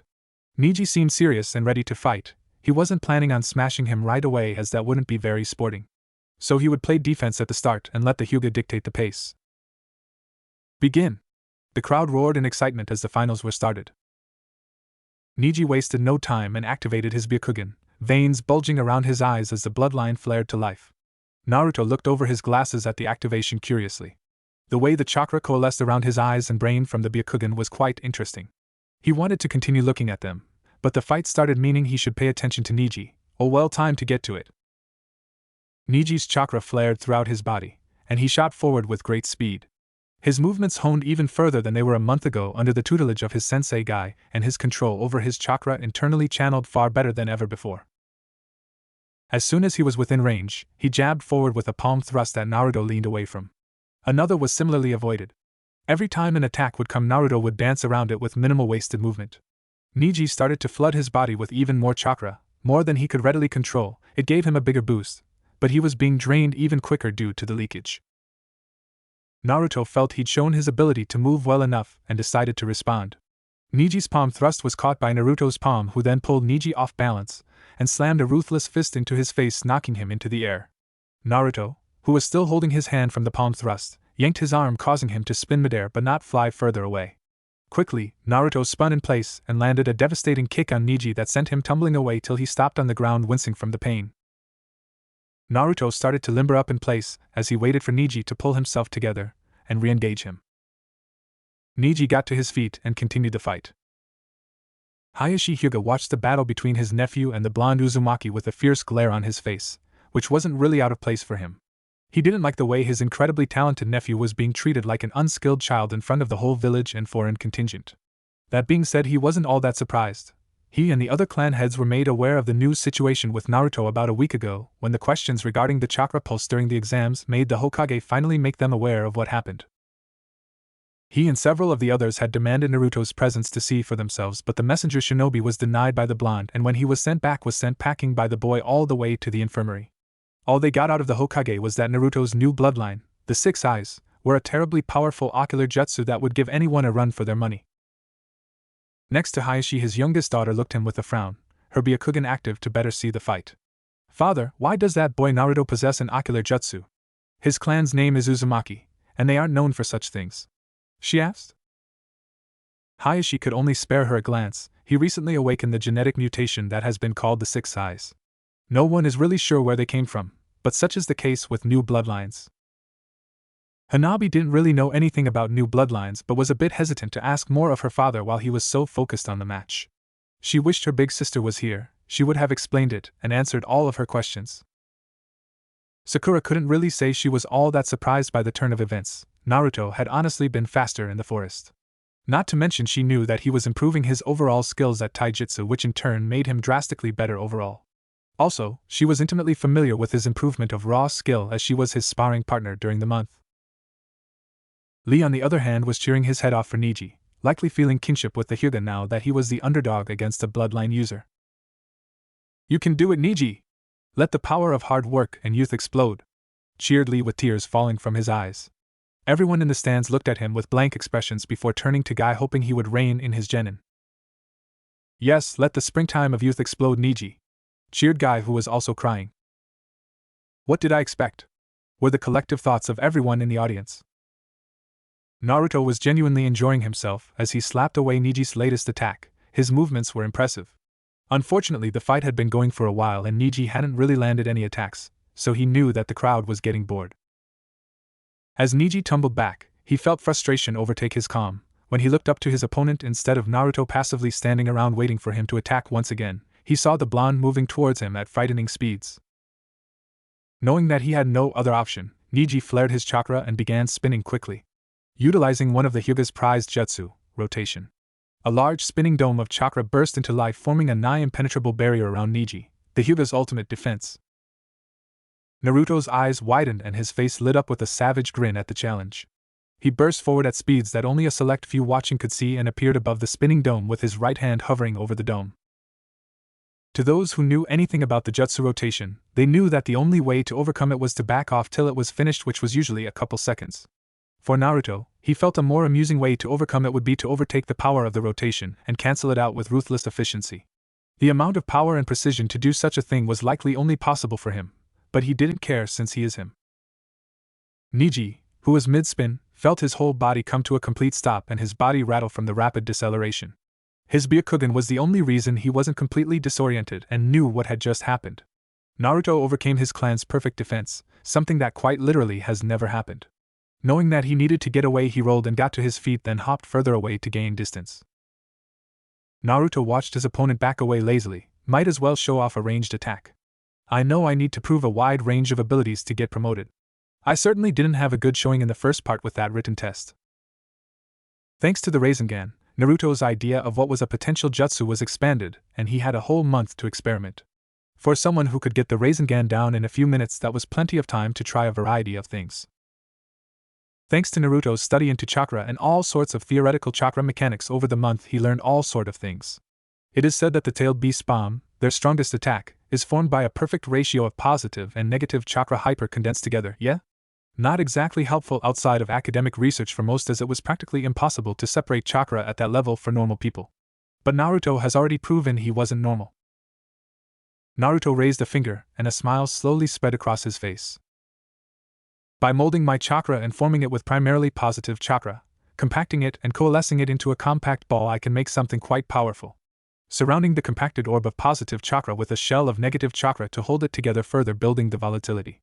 The reaction is quite something. Naruto thought as a small glowing orb of blood-red chakra was gathered on the tip of his finger. It gave off an eerie glow even in the harsh sunlight. Chakra Enhancement Jutsu, Red. Naruto intoned as the orb cracked and the power burst forth towards Niji.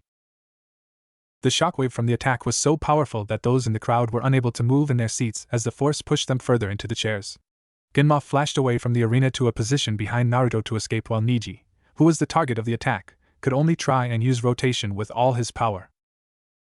"Father!" shouted Hanabi in shock as she tried to cover her face from the wind. She had been on the edge of her seat as her cousin was mercilessly beaten down by the blonde. Now she was actually scared for herself.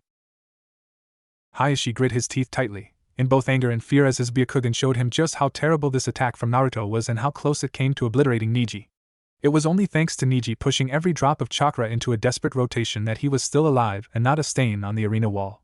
He felt even more anger when he saw the clear amusement on Naruto's face as he lazily watched the fallout from his attack.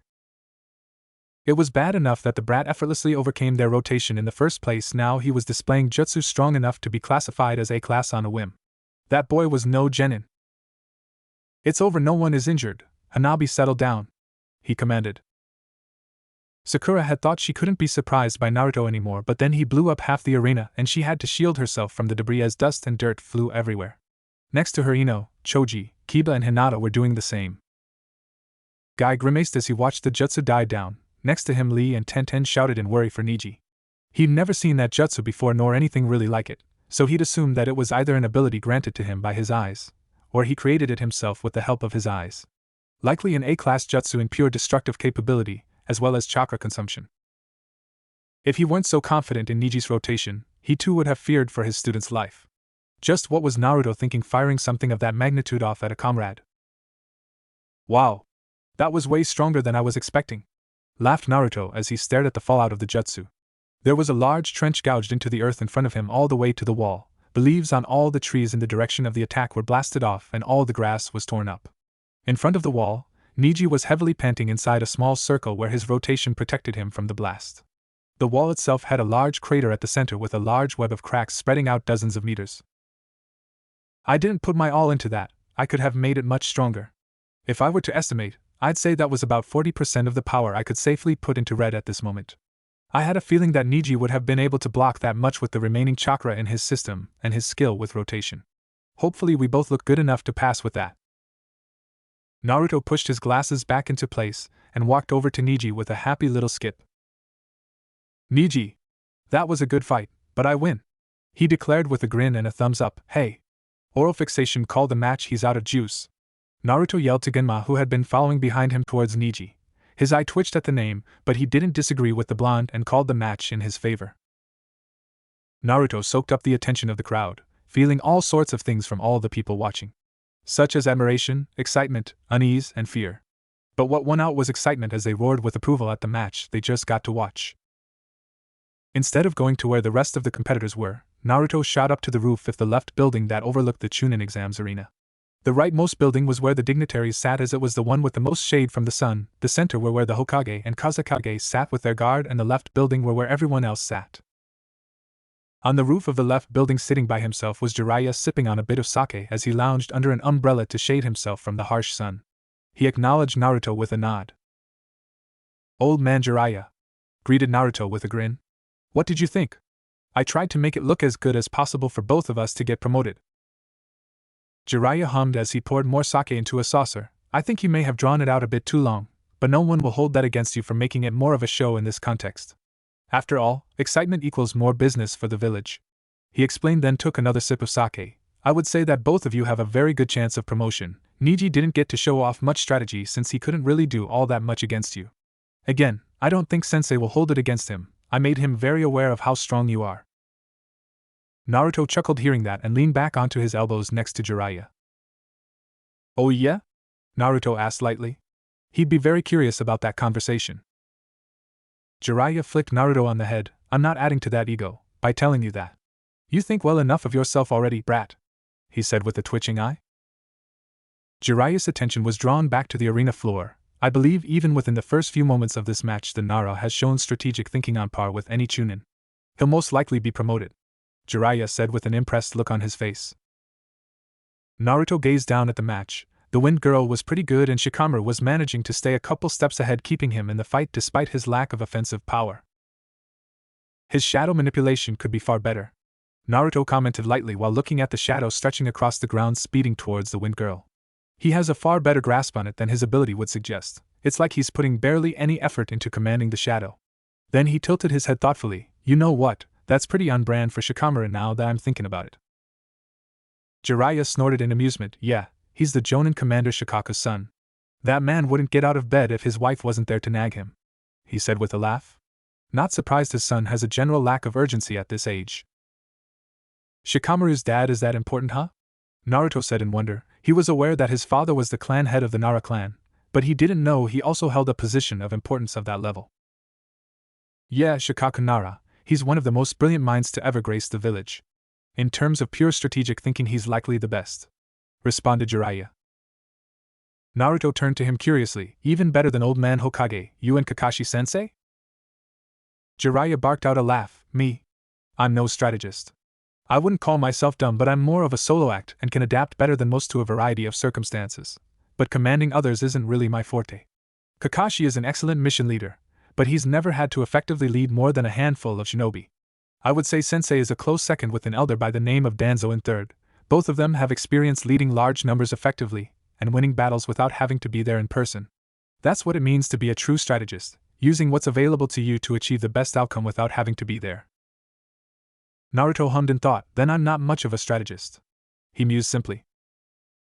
Jiraiya shook his head. You and I are similar in that regard. We're solo acts, able to adapt to any situation and come out favorably, but not really suited to leading great numbers without being in the front, he replied. Down below gasps were heard as Shikamaru had effectively ensnared the Wind Girl with his shadow, capturing her and securing the victory. Naruto fell over laughing when instead of accepting the win he decided to forfeit, saying he was out of chakra. He's still got plenty, laughed Naruto.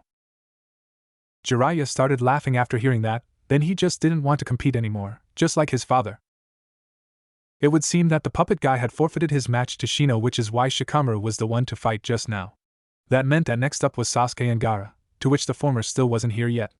Naruto frowned at that, wondering why Kakashi and Sasuke would be so late to arrive to something this important. Jiraiya looked to the sky with a sigh. While we're waiting, I should tell you something. That Gaara, he's like you. He holds the one-tailed beast within him. I was able to confirm it during our month of training. Why tell me? Asked Naruto with a frown. Jiraiya sighed. Just in case things go south with this match, I want you to know what's really going on. I believed it was a bloodline similar to the fourth Kazekage that allowed him to manipulate sand, but it's a byproduct of having the demon sealed within him. And all I got from the Nine Tails was the hatred and fear of my countrymen, Naruto commented lightly, hiding just how much it still stung thinking back to his childhood. Jiraiya just looked away, not wanting to respond to that. Down below, the crowd was growing restless at having to wait for Sasuke to show up for the exams to continue. Naruto frowned as a thought occurred to him, his brain processing information at speeds unrivaled by anyone thanks to the Six Eyes. Why do you think Puppet Guy surrendered without a fight? Naruto asked suddenly. It doesn't make sense, right? Sure, it's not a terribly great matchup for him, but he's still trying to be promoted here. Jiraiya looked over at him with a frown. Who knows, I've long given up trying to understand greenhorns, he said offhandedly. Naruto sat forward and leaned over his crisscrossed legs with a frown. Or, would it make sense to not want to show off his puppets in front of so many people? He mused. Exactly, he likely doesn't want to show his hand to everyone here, replied Jiraiya with a disinterested hand wave. Naruto rubbed his chin and thought, I suppose, but do you think he has some sort of ulterior motive for the exam? Wondered Naruto. The puppet kid? Jiraiya asked incredulously while pointing in the direction of said person lamely. Naruto glared at him. I see what you mean, you really aren't a great strategist. No. I mean the Sand Ninja. He is one of them if you haven't noticed. Naruto explained with an eye roll. Jiraiya frowned and turned his attention to his sensei as he sat speaking to the Kazekage in their booth. There wasn't much to how they were interacting and the Kazekage had his face coverings on, so he wasn't really sure what was going on. Though he doubted it was much fun over there. Raza isn't the type to wage war with the only ally he has. He said lowly, his tone becoming thoughtful. I don't think the Sand Village is in any place to wage war, they aren't exactly at full power these days. Naruto shrugged. If there was one thing he was still pretty ignorant about, it was the current situation of the world at large. His last month of learning helped him with the general information but not the latest stuff. With that in mind, he decided to defer to Jiraiya and lean back on his elbows. Still pretty odd, you know? Genma was at the end of his rope. Between the constant stream of displeasure aimed at him from the crowd and the arguing from the shinobi side on whether or not to disqualify Sasuke Uchiha or not, he was about to decide himself and take the punishment. Somehow, as the face to the finals to the crowd, he was getting the feeling that they thought he was the person at fault here. Gaara was already standing at the ready. His gourd full of sand was already open, and around him was a thin wispy cloud of sand that didn't really justify the danger of the boy's jutsu. He hoped that whoever faced him was up to the challenge, or they just had Naruto fight him, would likely settle it without much issue. Genma, we have given him as much time as possible, you may move on. Genma sighed as orders from up top came into his earpiece. Seems even the last Uchiha didn't have an infinitely long rope. Right as he was about to speak, a burst of smoke exploded next to him. The crowd gasped while he rolled his eye. This had Kakashi written all over it. The smoke cleared to show Kakashi standing in the same laid-back manner, while Sasuke was clearly ready to fight. Curiously, Sasuke's attire had changed into an all-black jumpsuit with white bandages around his left arm. Maybe Team 7 had a joint shopping trip to get new looks. I really hope we're not too late, Kakashi asked worriedly with a nervous smile. Sasuke next to him bristled but didn't talk. Genma shook his head with an amused smile. Right on time, I was about to disqualify you, he replied. The usually stoic Uchiha had a small smile on his face hearing he was still in it. Before anyone could add anything else, Naruto appeared next to them with a wave. Yo! You're late, ya bastard! Laughed Naruto as he moved forward. I was sure that Kakashi-sensei's lateness rubbed off on you. The man in question let out an awkward chuckle while he rubbed his neck. Sasuke stared at him for a moment then smirked. You won, right? Of course. Good, I'm excited to fight you. Kakashi walked forward and patted Naruto on the head. Interesting new look, Naruto. Congratulations on winning, although I can't say I'm surprised, he said offhandedly. Naruto smiled at his sensei before turning over to Gaara. Hey, Sand Boy, I hope you give Sasuke a good challenge. Good luck, you two, put on a good show, he cheered before shooting off away from the arena grounds. Kakashi nodded to Sasuke. Good luck, and remember what I told you, he said seriously with a look that he didn't let up until Sasuke nodded in return. Then he left in a swirl of leaves to the stands. Genma looked between the two genin with a small feeling of unease directed towards Gaara. The guy just gave off creepy vibes. His right hand slashed through the air. Begin.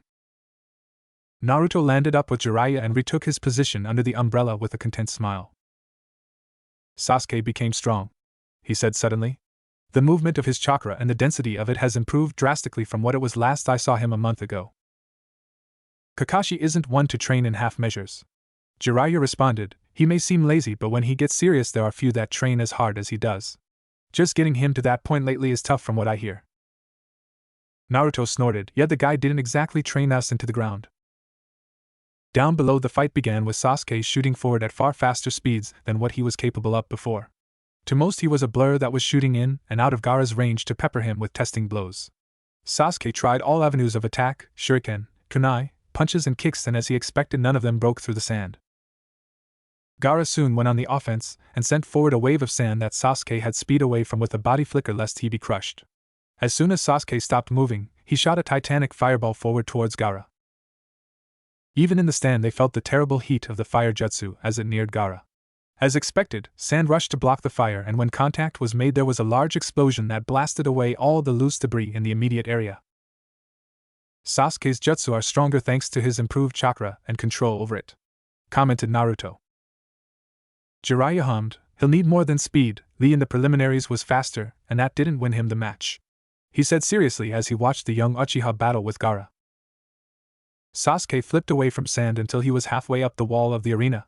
He looked down at Gaara with a frown. Nothing he did was able to really get through, and now Gaara had locked himself behind a dome of sand that he wasn't getting through with brute strength. Knowing this was the scenario he prepared for, he started flashing through seals. "Oh?" Naruto said lightly as the sounds of thousands of chirping birds filled the arena. "Interesting, that should do it. Curious jutsu to teach a genin." Jiraiya commented lightly with a frown but didn't add more. Sakura gasped as she saw the familiar lightning jutsu, then turned to Kakashi. "You taught him that jutsu from the bridge?" she shouted in shock. Kakashi's eye smiled at her. It was the best way for him to penetrate the defense of Gaara. "Sasuke and I are quite similar too, since we both share a lightning affinity and possess the Sharingan. It felt right teaching it to him," he said while watching Sasuke charge forward at ludicrous speeds towards Gaara. Lee in the seats next to them looked down with a frown. "It took a genius like Sasuke a month to catch up to my speeds," he whispered to himself. Guy narrowed his eyes at Kakashi as he stood to his feet. "After you gave me trouble for passing on the 8 gates formation, I didn't teach a genin an assassination jutsu," he reprimanded Kakashi at the hypocrisy. Kakashi only narrowed his eyes in response as he continued to observe the fight. "I only really have one shot here. Need to make sure I make it count," Sasuke mentally screamed as he blitzed forward with lightning speeds and slammed his Chidori into the sand dome, causing a wave of lightning to blast out in a dome around the point of impact. The world froze for a moment before a terrible scream erupted from the sand dome. "My blood! This is my blood!" screamed Gaara as shock and pain overtook his mind. The sand dome exploded outward with spikes that forced Sasuke to jump away from. With his Sharingan, he noticed that there was a strange thick chakra spreading outwards from the sand as the screams grew in volume. Then everything went to hell.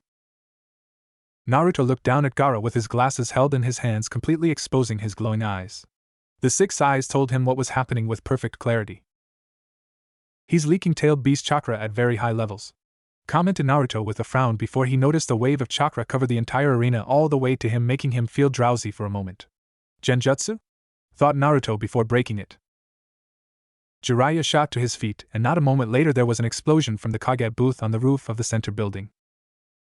"Maybe you were right," shouted Jiraiya before jumping off, but not before calling out to Naruto, "Deal with Gaara." Naruto turned back down to the field where Sasuke was being accosted by several sand ninja. He burst forward at top speed, slamming into one of them, smashing the guy into the ground with enough force to shatter all the bones in his body, turning the ground into a blood-filled crater. Naruto slowly stood to his feet and glanced at the remaining sand ninja, making them wary. He turned to Sasuke. "I'll deal with Gaara and these fools. Get out of here," commanded Naruto, and to his complete shock Sasuke actually listened. Naruto was about to engage the sand ninja when a Saban shot into the neck of the one on the left, and Genma walked up next to him. "I'll take them, Gaara's all yours," said Genma with a grimace. Naruto assumed he didn't like leaving a genin to face someone like Gaara. Though, in the back of Naruto's head, he didn't like the thought of fighting Gaara, but he pushed that away for now. Naruto nodded to Genma, then turned and shot over to Gaara, a Rasengan forming in his hand that grew to the size of a melon in a flash. The sand dome was no match for the jutsu and was blasted open, causing massive amounts of wind and sand to fly everywhere. Naruto wasted no time and shot his arm forward to drag Gaara out of the dome and threw him away. Gaara frantically got to his feet as sand was gathering all over his body, turning the right side of his body into a grotesque clawed sand arm. His face was taking on the appearance of the One Tail as a single sandy tail waved behind him. "He's half possessed already. It would be trouble if he completely turned into the One Tails in the center of the village. Which must be their plan," Naruto thought as he shot forward and re-engaged Gaara with ruthless attacks. Gaara, while empowered to levels that most Chunin and Jonin would be unable to overcome, was being taken to task by Naruto with ruthless efficiency. Gaara was unable to follow the blonde's rapid attacks and felt his body take substantial damage from each blow. If he didn't have the One Tail's chakra healing him, he would have likely been killed already. Claw slash, diverted with a kick, then followed up with an uppercut to the chest. Tail slam was caught and Gaara was sent crashing into the ground. Naruto ducked under another swipe from the massive claw and sked. "I know I'm hurting him. I bet he's being healed by the One Tails almost as fast as I'm injuring him. Which means I need to hurt him worse," he thought with a frown. Movement from his peripheral had Naruto jump back in time to dodge a blade of wind that shredded into the earth where he was just standing. Gaara-sensei and siblings arrived shortly after and landed around him protectively. Naruto grinned. After being so scared of him till now, all of you cowards think you'll protect him? I hate wishy-washy people like you, he said while pointing at them, his eyes glowing menacingly. Suppose I'll have to deal with all four of you, commented Naruto before moving to engage them.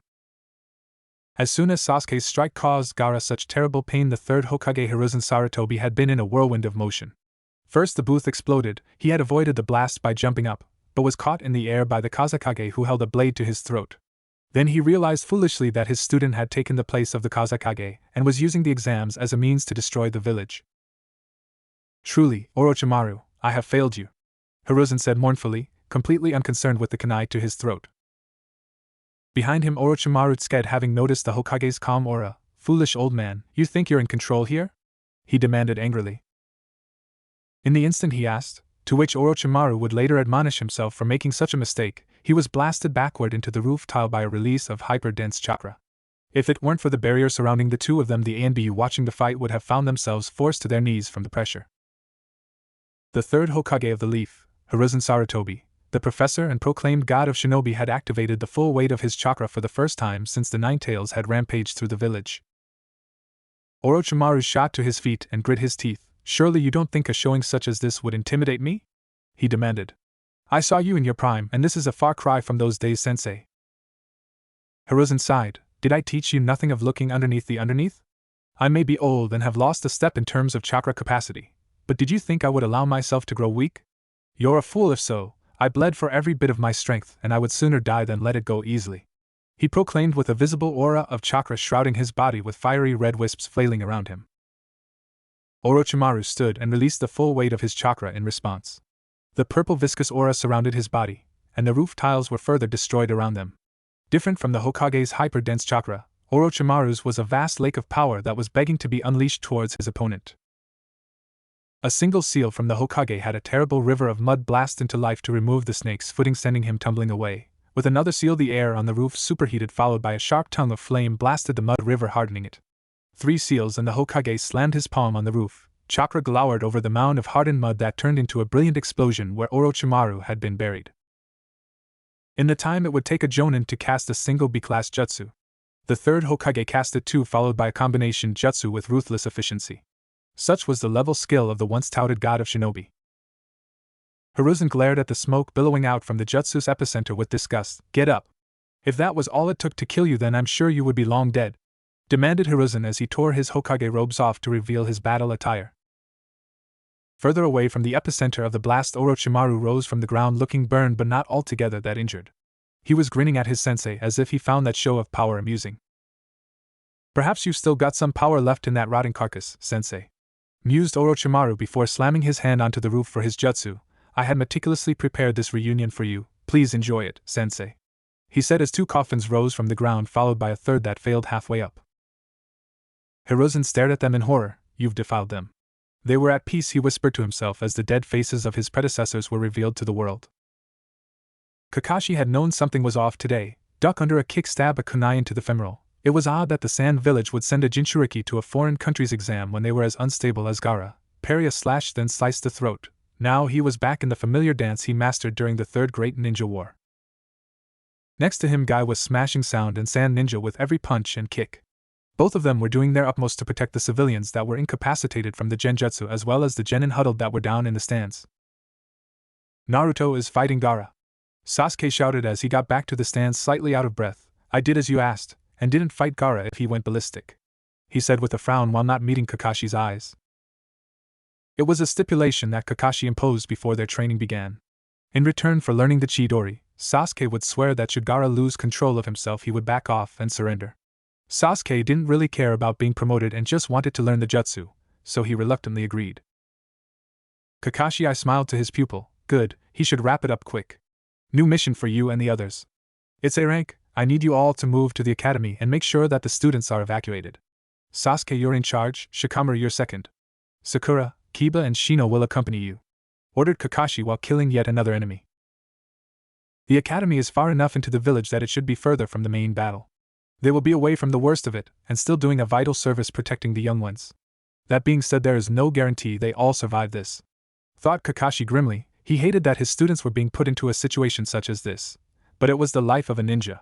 He was doing the best he could to put them into a favorable situation. Sasuke stared at his sensei for a moment before giving him a nod, then he turned to the others. "Let's go," he ordered before jumping off. Shikamaru following him with incredible reluctance, while the others hurried to keep up.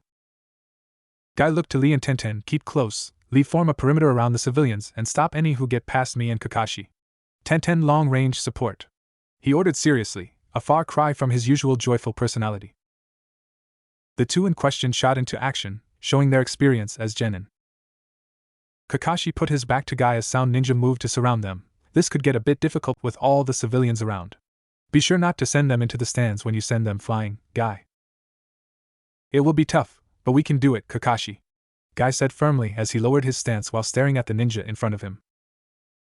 An instant later and both shot into action, cutting and smashing their way through all the enemies. Naruto chuckled as he diverted a massive claw of sand into the ground, then kicked off it directly into a puppet. He flooded his body and arms with chakra as he crashed into it, causing the puppet to be crushed under him in multiple pieces. In the distance, the puppet boy himself was smashed into the ground by his shadow clone. Naruto didn't have time to take in the victory, as Gar shot a blast of wind and sand pellets that he was forced to avoid. The area he and the puppet had been was shredded by the attack. Naruto decided that the next problem to deal with now that the poisonous puppet was gone was the Jonin. He had been a nuisance with his attacks and hit and run maneuvers. Seemed none of these sand ninja were too keen to trade strikes with him. The Jonin was keeping his distance to fire off wind blades that would cut him in half had they landed. So Naruto turned and went after Wind Girl, who was peppering him with powerful gusts to take him off balance. Her eyes widened, and she moved to run, but he caught up to her before she could take a second step. Naruto kicked her in the stomach, uppercut her falling head, grabbed her arm that was reflexively sent out to restore her falling balance, took it and turned, then twisted it behind her back. Ruthless excitement filled him for the first time as he went to snap her arm. The girl let out a silent scream as he applied more and more pressure to the arm. And there he is, Naruto thought, as an arm shrouded in wind was slashed at his neck from his right side. While the Jonin wouldn't rush to Gaara's defense, Naruto assumed that he would for the other two if he were going to kill them. And he was just proven right. Naruto's arm lashed out at blinding speeds, and with chakra coated and hardened around his hand to protect him from the wind blade, he grabbed the Jonin's wrist. The shock on the Jonin's visible eye showed that he realized his mistake by rushing in. Naruto's face split into a grin and his 6 eyes glowed brighter. Baki, the Sand Jonin, was pulled forward by Naruto, and as he went to protect his face from the incoming punch, his stomach was kicked with force enough to cause him to vomit blood. Naruto didn't stop and released the wrist he was holding on to, then did a roundhouse kick into Baki's face as he was leaned over from the first kick. This isn't a very strong jutsu, but it should be enough in his current condition, thought Naruto as he pointed at Baki's body that was sent flying. Naruto formed a small spinning orb that was barely bigger than his finger. It was a mini Rasengan. While lower in power, it allowed Naruto to do something a bit different. He formed a protective coating of chakra, then blasted it forward similar to his red jutsu. Chakra technique, sinister spiraling shot. The flying Rasengan shot formed on Naruto's finger and shot towards Baki before he even landed from Naruto's roundhouse kick. Naruto watched as the projectile covered the distance and slammed into Baki's side, digging into his flesh like a superheated drill. An instant after hitting Baki, the jutsu destabilized, then exploded. Naruto's 6 eyes observed the fallout of his jutsu was perfect detail. The jutsu didn't have the raw power of a Rasengan even by half, but it was incredibly fast to make and fire, so it was more than worth it. Baki was completely taken out of the fight, quickly losing consciousness from the pain and injuries. Barely 2 minutes after joining the battle, Baki, Temari, and Kankuro were taken out. Naruto turned to Gaara, who was forming hand seals, seemingly unaffected by the defeat of his sensei and siblings. "You're pretty cold-blooded, Gaara," mused Naruto lightly. He gestured to the 3 sand ninja. "Don't mind that your family and sensei were taken down, even a little bit?" he asked. "I care for nothing but giving mother your blood." Gaara seemed to growl before his face became deranged. "Let me prove my existence," he screamed as he released a sand twister at Naruto that was destroying anything in its path. Since awakening the 6-eye, Naruto has felt content and confident in his abilities. He had an awareness of the world and chakra that filled him with a sense of self-assurance that he didn't really feel anything but amused by the people he came up against in the exams. For the first time since awakening his 6-eye, Naruto has felt something other than amusement while fighting someone. He wasn't scared, not in the slightest. No, he felt sad. Because Gaara shared a burden with him, they both held a beast within them, and neither of them asked for it. He wasn't dumb, well, not anymore. He knew now that people like him were treated like trash everywhere. They were feared and loathed for the burden they carried. Gaara was like him, similar ages and likely similar upbringings, but both arrived at different conclusions. Naruto had the Ichiraka family reach their hand out that night. That cold storming night when he was so very hungry, cold, and lonely. Then old man Hokage came into his life, then Iruka, then Kakashi and his teammates. Naruto held out long enough to find hands reaching out offering him warmth and hope for a better life. Gaara, despite having a family, seemingly did not. Naruto wasn't amused to fight him, no, he was sad that he was facing what he considered a brother. Not in blood but in burden. I'll break through, Gaara, thought Naruto. It wasn't raining. It wasn't nighttime, nor was it all that cold. But Naruto felt that Gaara needed the warmth of an extended hand that wasn't scared of him. So he'd oblige. Naruto's thoughts happened in the moments between the sand twister arriving in front of him and Naruto disintegrating it with a pulse of hyper-dense chakra blasted from his palms. Similar to the gentle fist by hundreds of times stronger. He basically slapped the jutsu away. Deciding to go on the offense, Naruto shot forward and hooked a punch into Gaara's side, then did a rising kick to his chin, launching him into the air. Naruto jumped into the air to follow him, grabbed his leg, twisted sharply, and threw Gaara into the wall of the arena with full force. Gaara's face exploded into a silent scream as his beast's chakra flared, exploding into the air, saturating the arena in its evil. Naruto moved to stop him, but a mountain of sand surrounded Gaara as he was approaching, protecting him and slowly forming into the one-tailed beast, with Gaara perched out of its forehead. At the top, Gaara performed a jutsu that switched his consciousness with the beast, letting it take control. Oh, well, I may have taken a bit too long here, Naruto said with a nervous laugh. I should probably pick it up now. He knew that the mere appearance of the beast was going to terrify the ninja as they fought. No one older than him had forgotten what a tailed beast could do to the village. Naruto had no desire to allow the beast to remain very long. Naruto flared all of his chakra and strengthened himself to his current limit. His eyes allowed him to see the forming of the beast's consciousness from the jutsu. It would take control in roughly 1 second. He needed to move. He knew it wouldn't be in time of its awakening, but he would beat its subsequent actions at his top speed. Yeah. I'm free, baby, shouted the beast, its voice so loud everyone in the village heard it. It was interrupted by a commotion on his head. Naruto landed in front of Gaara in a flash. The sand from his path running up the beast exploded from the force of his steps. He didn't hesitate as he noticed the sand was forming tentacles around Gaara to stop him from hitting its host. Naruto's fist impacted Gaara's forehead ruthlessly, waking him from this jutsu, destabilizing the fully realized beast's chakra. No! Screamed the One-Tails as it tried to fight Gaara's returning consciousness but was failing rapidly. Every leaf ninja in the village breathed a sigh of relief as the One-Tails was sent away as fast as it arrived. The only damage it caused was from its forming along the walls of the arena. Gaara woke as he was falling and stared at Naruto in horror. No, no, no, no! I won't let you take it away!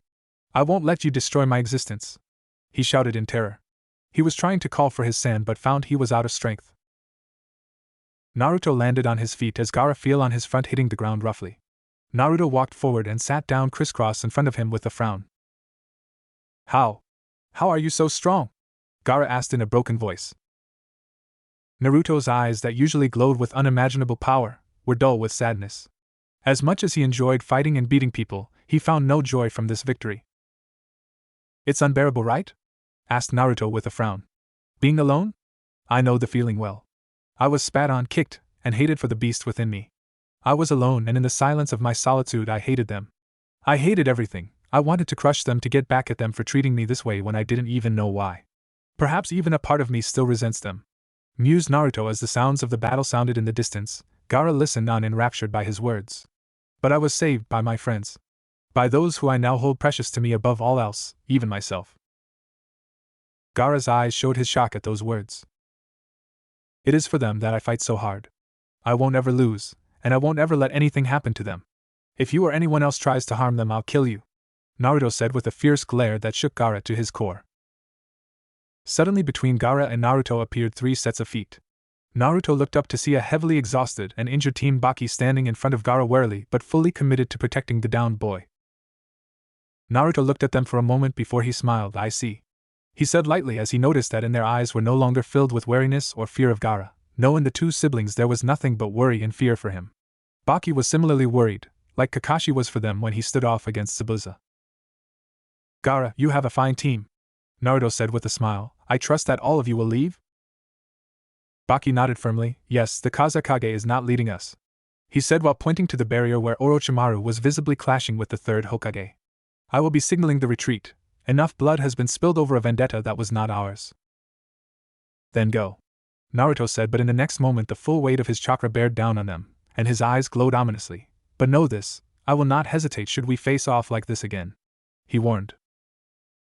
Baki and the two standing siblings nodded silently, while Kankuro reached down to pick up Gaara. Gaara couldn't meet his gaze as he muttered something lowly to his team. It must have been out of character, as all three of them turned to him in shock before speeding off, leaving the battle. Naruto only smiled as he watched them leave. It was likely the wrong move in terms of politics, but he didn't much care about that stuff, nor would he really care what the higher-ups in the village thought. They treated him like trash for all of his life due to his status and lack of talent. He wasn't going to bend over backwards to please people like them now that they were interested in his newfound power. After all, he hated wishy-washy people like that. Oh well, time to go see if the old man needed any help. The ANBU Captain Taiga watched the battle between three Hokage and Orochimaru impassively, already resigned to the fact that between them was a barrier that they had no way to overcome. The battle was epic in proportions. The first Hokage's taijutsu and later wood-style jutsu were incredible to see in person, and he felt awe at the level he must have been at when he was alive if this was only a small portion of his actual strength. Then the second Hokage with water jutsu so superior to anything he's ever seen. They were monsters wearing human skin. But none of them more so than the third Hokage Hiruzen Sarutobi, who fought both of them, and Orochimaru with only his faithful summon Monkey King Enma by his side. While the Hokage's power was holding up well enough, he was noticeably holding back from using too much ninjutsu, favoring chakra enhancement and bojutsu for the fight. Though he was clearly at the end of his rope. Tiger was only thankful that the appearance of the One-Tails paused the fighting between them long enough for the Hokage to catch his breath. Though the break wasn't much, it clearly helped. How's he holding up? Tiger spun around at the sudden voice and was face to face with the now infamous six eyes that had been whispered about at ANBU headquarters. Naruto Uzumaki gazed at him dispassionately as he waited for an answer. The battle is tough. He's favoring a direct approach to not exhaust his reserves, said Tiger as he turned back to the battle. I don't know how long he can hold out against two undead Hokage on top of Orochimaru. Naruto grimaced and turned to the barrier, or rather barrier, as the four ninjas sustaining the barrier created one on either side of them. The barrier held properties of fire chakra in it as well as hyper-firm chakra walls. Likely anyone who physically touched the barrier would burn to death. Well, anyone that wasn't him. Naruto's six eyes allow him to perceive and understand chakra at a level that he could do things others only imagined. He was able to completely remove his elemental affinity from his chakra and master the highest form of shape manipulation in minutes. So with a solid coating of chakra around his body at an opposite ratio of what the barrier was comprised of allowed him to simply walk through. To the barrier that was chakra-based and static, it couldn't fight something that was its inverse. It would simply react in the inverse. So instead of a fire barrier, Naruto was faced with an opening that molded around him like water as he passed through it. The four ninjas sustaining the barrier had to grit their teeth to fight the shock that was threatening to destabilize the barrier from his actions. Naruto stayed away from the fighting for now, waiting for his opening. It was a very fast-paced battle for now. Orochimaru was hanging back while the first and second Hokage were trying to bind the third. Right as the old man burned away the approaching tree roots, Naruto shot forward and nailed the second with a kick that launched him out of the recently made forest and moved to stand by the Hokage. Looked like you needed help, old man, Naruto said with a grin. These two aren't going to die or go away till Orochimaru releases the jutsu. I don't think we can disrupt this jutsu, perhaps seal it? He mused with a frown, his eyes picking apart the jutsu with hyper-efficiency. You shouldn't have come, Naruto, Hiruzen said with a tired sigh, seemingly resigned to the situation. The second Hokage's jutsu can only be cancelled by the caster or sealed. I only have one jutsu that fits the criteria in this situation. Naruto turned to look at him. What's the plan, old man? He asked. Hiruzen glanced at him before gripping his staff firmly. You will stay back and provide support at range and nothing else. Orochimaru made himself known at this point. Ah, young Naruto, welcome. He shouted gleefully. I simply must bring you home with me. Those eyes of yours are a scientific marvel I'm oh so curious to research. Naruto turned to him with a disgusted frown. Oi! I have no intention of going with you. You're lucky the old man won't let me kill you, he shouted back. Enough! The third shouted before he rushed at the first Hokage, who mirrored his movements. Naruto watched impassively as the old man made easy work of the first with his staff, the range and power of it allowing him to easily dispatch the revived Hokage. It was like the old man was capable of shredding the wood with no effort with the speed in which he dispatched every jutsu the first sent at him. The second wasn't going to sit out of the fight as he weaved a single seal to produce a massive water dragon that raised the humidity in the barrier tenfold. Naruto watched as the chakra in the air folded in on itself hundreds of times over, utilizing the water in the air to form massive amounts of water for the jutsu. He didn't think he'd have been capable of ever doing something like that if he didn't have the 6 eyes. Seeing the wood style in person also showed him the depth of power the first Hokage had at his disposal. Witnessing these feats of strength from the 3 Hokage in front of him led Naruto to understand something. He wasn't the strongest, not yet. As he was now, Naruto was supremely confident in his ability to fight anyone. He was sure that he wouldn't lose to Orochimaru even, but seeing the Hokage fight, at weakened levels as well, showed him that the summit of power he would need to reach to be called the strongest was still above him. That wasn't to say as they are now too strong to jump in. No, the old man was likely capable of beating him with his sheer jutsu knowledge and adaptability, but Naruto had things that no one else had. Complete unpredictability. Mix that with his 6 eyes and he wasn't going to be ignored. Naruto flared chakra within his body to the max that his body could withstand. He'd said to himself as the power flowing through him was a bit heavy on his muscles and he could tell he was pushing them to the max. Hiruzen spun his staff at immense speeds around himself as he severed all the incoming roots. The instant the wood was taken care of, Hiruzen jumped straight up, flashed 2 one-handed hand seals and released a compacted stream of lightning towards the second Hokage who was building up water for a jutsu. Hiruzen didn't bother to watch the jutsu as he extended the staff towards the first Hokage as the dead ninja was rushing to attack. Before Hiruzen could do anything more than slam the first Hokage into the roof with his staff, a blur came into the fight. The first Hokage, after getting smashed into the ground, was attacked by Naruto. The first Hokage quick responded to the blonde, some of his body reforming under the effects of the reanimation jutsu. Naruto ducked under a kick, lashed out with a jab that was caught by the first. Naruto's eyes narrowed in response. As his fist was caught by the first, the dead Hokage lashed out with his own punch that Naruto caught. He noticed with his eyes that the first was using chakra enhancement different than normal. As he caught the dead Hokage's punch, he felt the effects, as he was nearly blasted away from the Hokage from the sheer force of the punch. He's never experienced that level of power. He doubtedly with the 5th gate open hit that hard. You're quite strong. I'm honestly impressed, Lord First Hokage. Naruto said with an honest smile on his face as he held the Hokage in place. Not going to talk? He asked when he noticed that the Hokage's face hadn't changed expression since he joined the fight. Naruto kicked the first off of him and quickly molded his chakra on the tip of his finger. I'll put even more behind this than last time, Naruto said with a grin as he formed a red on the tip of his finger. Old man, he shouted in warning. As soon as Naruto saw Hiruzen blur towards him, he fired off his jutsu. Unlike a wind jutsu, chakra enhancement technique, red was a powerful reaction of positive chakra violently condensed in on itself into a tightly compacted orb. The resulting fallout was a shockwave of pure force that the very air was displaced by. The force behind the jutsu was such that the ground rumbled even outside the barrier. He noticed that both Hokage tried to form barriers with their respective elements, but they were blasted away the moment the jutsu reached them. Naruto lowered his arm with a grin. Well, that was fun. He cheered with a grin as he turned to the third, but I don't think it really matters till we deal with Orochimaru. My predecessors were sent into the barrier, completely burning their bodies away. The rate of the regeneration will have them returned in less than 2 minutes, informed Hiruzen as he formed a set of seals with speed that Naruto would have never comprehended without his 6 eyes. I want you to engage Orochimaru, the third said with deep reluctance on his face. Your speed and strength is at a level that he won't be able to ignore you. However, I will move in as soon as this jutsu is ready. When that time comes, get out of the way.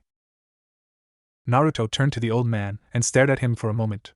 The chakra swirling inside of him was a mixture of so many different elemental ratios that he was genuinely curious as the outcome. But the power in the jutsu he was building showed the old man's resolve to finish off his former student, so Naruto could only nod with a happy smile. As Orochimaru was shaking off the disorientation of the red attack, he barely noticed a blue blur coming at him. Naruto slammed a ruthless kick into the snake's ribs that stole his breath. A 2-punch combo followed the kick at top speed. Knowing he needed distance, Orochimaru lashed out with a dozen snakes from his arm and jumped back. Naruto tore the incoming snakes apart with his bare hands, laced and coated with chakra, and moved to recluse the distance.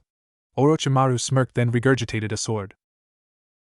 Naruto's face grew with disgust as he flew towards Orochimaru, who keeps a sword inside them. I knew you were a freak, he said with wide eyes. Ever heard of seals? You can keep all sorts of things inside them. Like a sword, and it's way less crazy than swallowing it. Wait, you're a sword swallower, aren't you? I can't say I'm surprised, and this explains your interest in Sasuke. Enough! Screamed Orochimaru as he swiped his sword in a wide arc.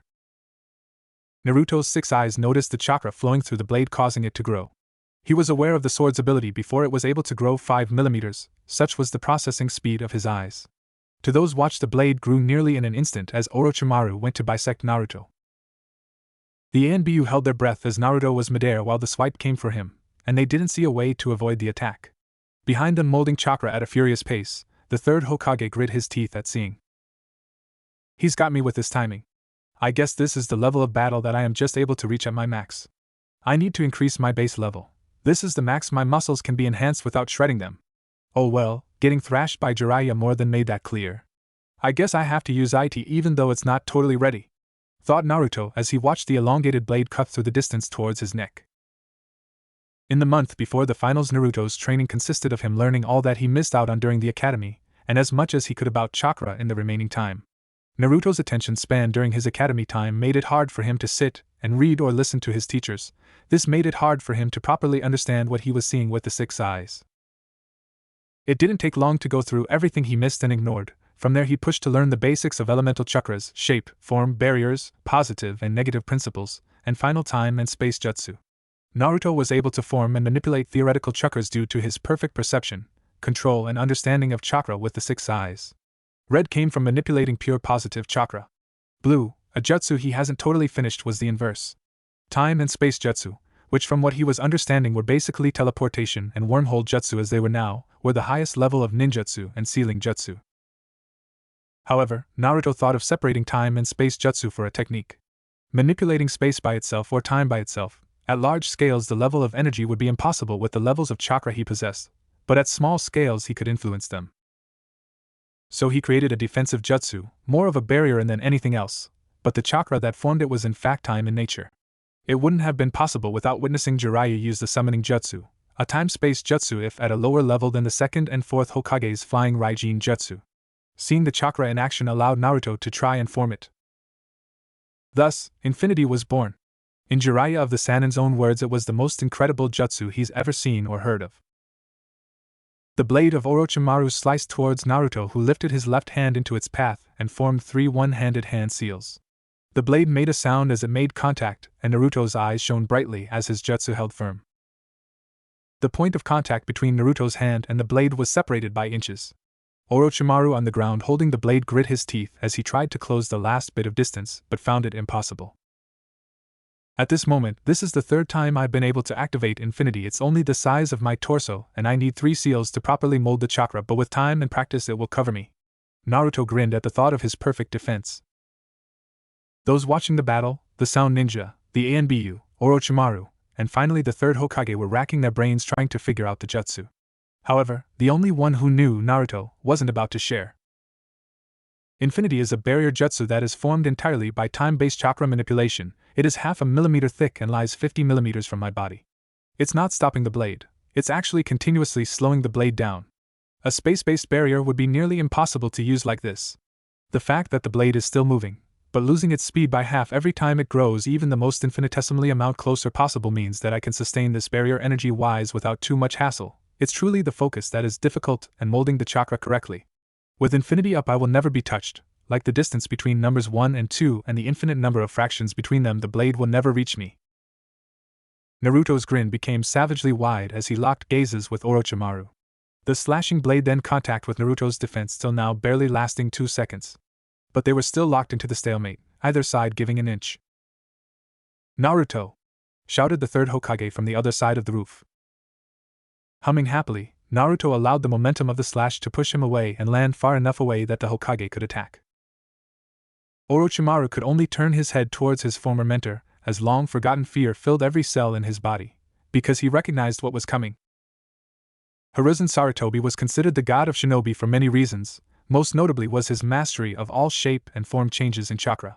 He mastered all 5 elements to the level of a primary affinity, was able to mold his chakra into any shape he desired and was capable of harnessing yin and yang chakra.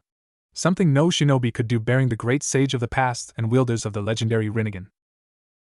The ultimate jutsu of the third Hokage was this, Requiem of the Sage.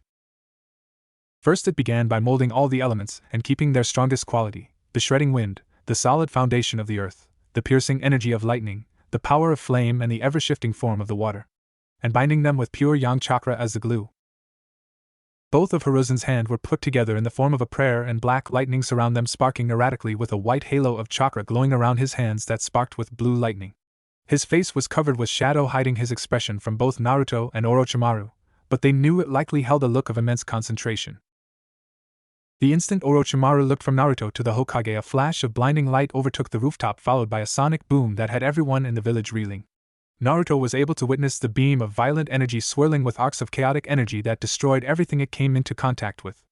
Orochimaru could do nothing but harden his body with chakra and hope the nature chakra in his body would let him survive this. The twin barriers keeping the three of them inside the rooftop was torn through as if it was paper, and the beam continued until it impacted a building across the street, blowing it sky high.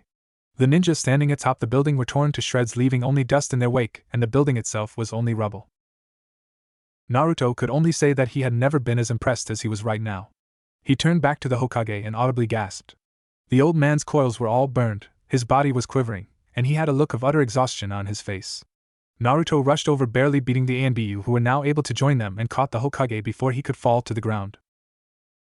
"He needs emergency medical attention, all of his chakra coils are severely burned," shouted Naruto to the Anbu. One with green hair moved forward and began trying to heal the Hokage. Naruto turned to where Orochimaru was before the attack and frowned. There was nothing left of the area, and if Orochimaru lived or died, they wouldn't be able to confirm it. However, there were two things that were there that Naruto could confirm. The first and second Hokage moved forward, this time with facial expressions shifting as they gazed at the third. Naruto didn't feel any danger from them like before, but stood at the ready. The first noticed this and smiled at him gently. "Please, young ninja, do not worry, we are not long for this world. The jutsu controlling us is breaking, and we will soon be free," he reassured. "Oh Sarutobi, you have more than surpassed me," he said with a fond smile on his face. The second Hokage kneeled to get a closer look. "I believe he will survive, however his future ability to wield chakra is unknown. Find a replacement monkey, you've more than earned your rest," he commanded firmly, but his eyes held a softness that only a proud teacher could have. "The old man will be fine, I'll make sure of it," declared Naruto with a fist held up in determination. "If we can't heal him here, then I'll find someone who can, I swear it." The brothers smiled fondly at the boy, the second looking at him closer. "You have an interesting ocular ability. What is your name?" he asked. "My name is Naruto Uzumaki, wielder of the 6 eyes, and I'm going to be the strongest Hokage of them all," Naruto said while wearing a smile of supreme confidence. Both Hokage's figures began to crumble apart, and their soul broke away and started flying up into the air. They looked out at the remaining skirmishes throughout the village, the sand having left under Baki's command and most of the sound defeated and retreating. Both of them knew today was hard and filled with loss, but felt pride in the village they built, and died for remaining strong so long after their passing. Then they looked down at the young Uzumaki, who was watching them leave with his otherworldly eyes, and they knew that the future of the village would rest with him. Crazy as it may seem, they didn't feel all that hesitant leaving the future of their village to a young boy like Naruto. Naruto sat on top of his father's head on the Hokage monument with a bored expression. Lots have happened since the end of the Chunin exams and subsequent invasion led by Orochimaru of the Sannin. There was the sounds of repairs all over the village. Not so much damage was done that the village was unable to operate normally, but many businesses and homes were destroyed in the fighting. Overall death tolls were still being counted, but thankfully the civilian numbers were mitigated quite well thanks to the actions of the Rapid Response Chunin Force. Genin, Chunin and Jonin deaths were less than expected: 4 Jonin, 94 Chunin and 11 Genin. For assault force from the sand and sound number were over 2,000 altogether, only suffering 108 deaths defending the village was very impressive. Naruto surmised that the actions of himself, Jiraiya, Kakashi, Guy, and Sasuke did the most as they took out the biggest players or defended important points in the village. Unfortunately, all wasn't amazing. Orochimaru isn't dead. The fact that his curse seal is still active on Sasuke, and Anko Mitarashi shows that. So the old man's insane jutsu was only really useful for ending the fight and disrupting the snake's control over the first and second. Naruto's eyes narrowed at the thought. The third Hokage was comatose since his use of Requiem of the Sage. One of, if not the only S-class plus jutsu in existence, something that even a young Horizon struggled to use, much less the old man he is today. Based on the reports of the head doctor, the old man would be lucky to retain use of his chakra, but his days as an active S-class combatant were over. Naruto didn't want to think about the odds of his survival if there wasn't something done about his coma soon. No one in the village has the ability to heal him. Head Dr. Tori was only able to ease his pain. The head of the ANBU's medical squad, Carp, was similarly unable to do much. I can only think of one person on the planet that would have a chance, and wouldn't you know it, it's the last of the Sannin, Tsunade Senju. Therein lay the problem, Naruto thought with an angry glare. With the third in the current situation, the decisions were being made by the Advisory Council. Made up of the major clan heads, ANBU Commander, Jonin Commander, and the third's old teammates. Seems with the god of shinobi out of the game, hidden agendas were coming out. All of them can go die in a hole. I'm giving Jiraiya till the sun sets before I go after his stupid teammate. It was earlier during a troubling conversation with the council Naruto confirmed his earlier thoughts of them. Earlier in the council chamber, Naruto stood in a large room which was occupied by the current council who has been deciding the fate of the village. It was lacking any real personality. Torches lined the walls, no windows, and not much to sit on really, random chairs in the room with some occupied, others not. Clan heads for the Akimichi, Yamanaka, Hyuga, Inuzuka, Aburame, and Nara were sat in various positions around the room. ANBU Commander Lion was sitting crisscross on the ceiling behind Naruto, while Jonin Commander and Nara clan head Shikaka Nara was standing in front of Naruto with his arms crossed. Oh, and the three idiots were here. At a high-rise table were the three former teammates of the third, Koharu, Hamura, and finally Danzo. Despite not coming from any real reputable clans, or having any remaining power beyond a typical Jonin, from his six eyes observation, though Danzo was interesting, they certainly held themselves above everyone here. Naruto didn't hold back. He walked right in and said it. I'm not here to waste time with old fogies like all of you.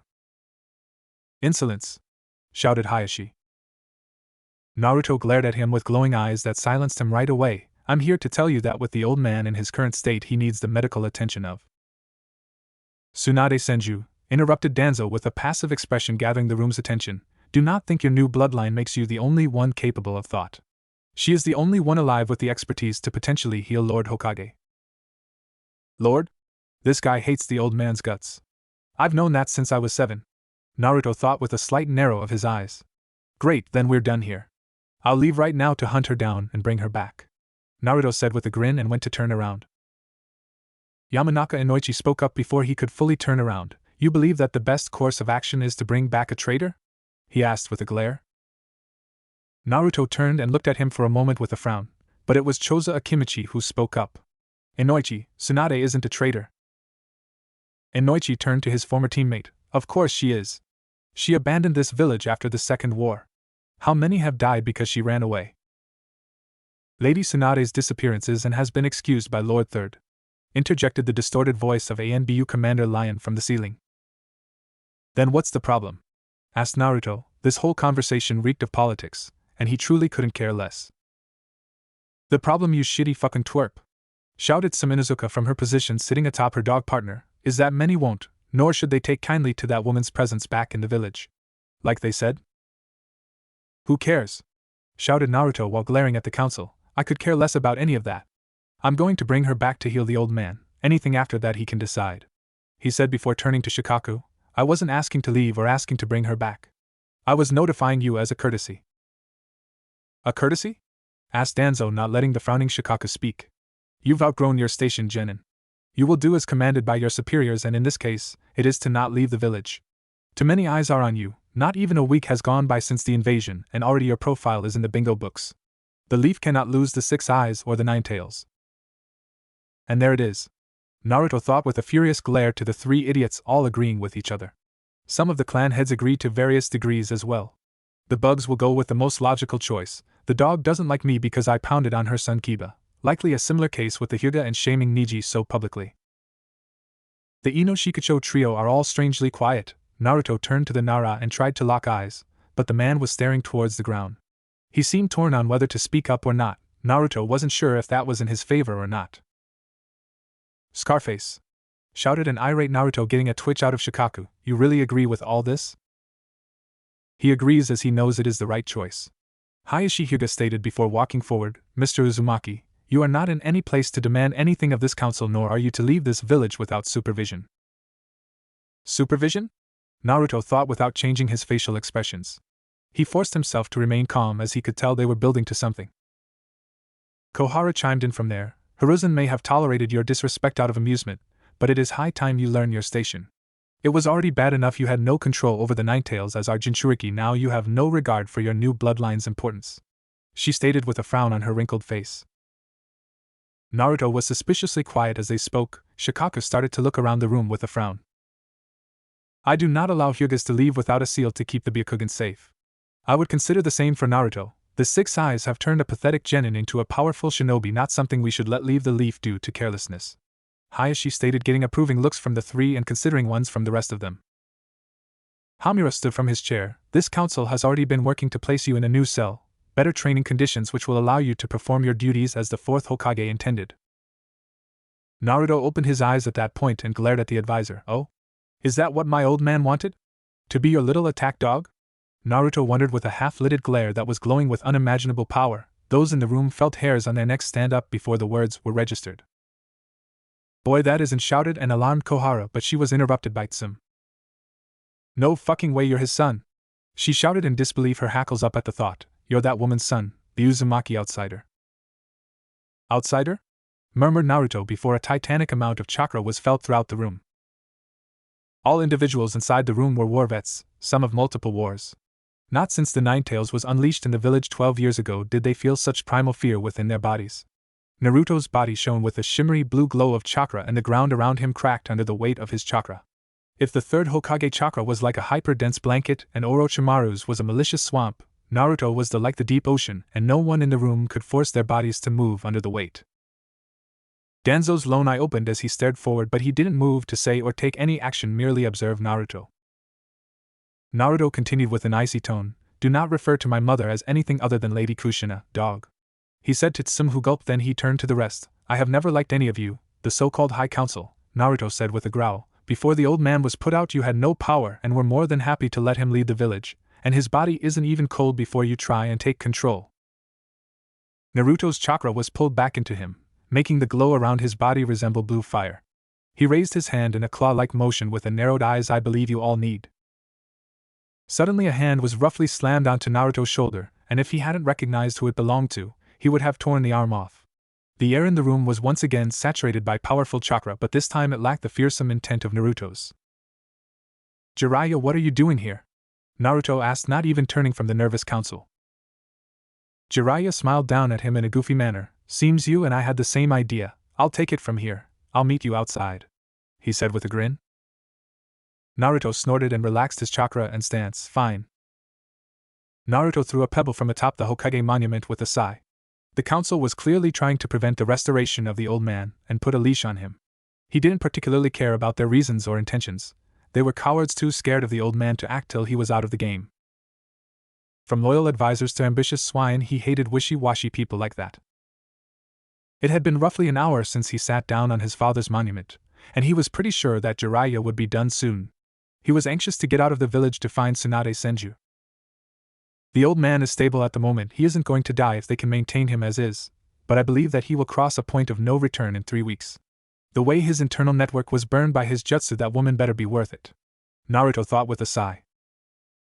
Don't think too hard, Naruto, you're far too young for wrinkles, commented Jiraiya, who landed next to him and plopped down.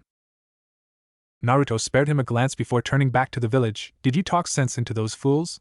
He asked, not particularly caring either way at this point. He was leaving come nightfall. Jiraiya slapped him on the back. Of course. Who do you think I am?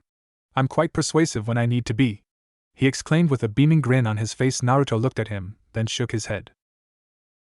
I can't believe those fools. He's not even dead, Naruto said with a frown.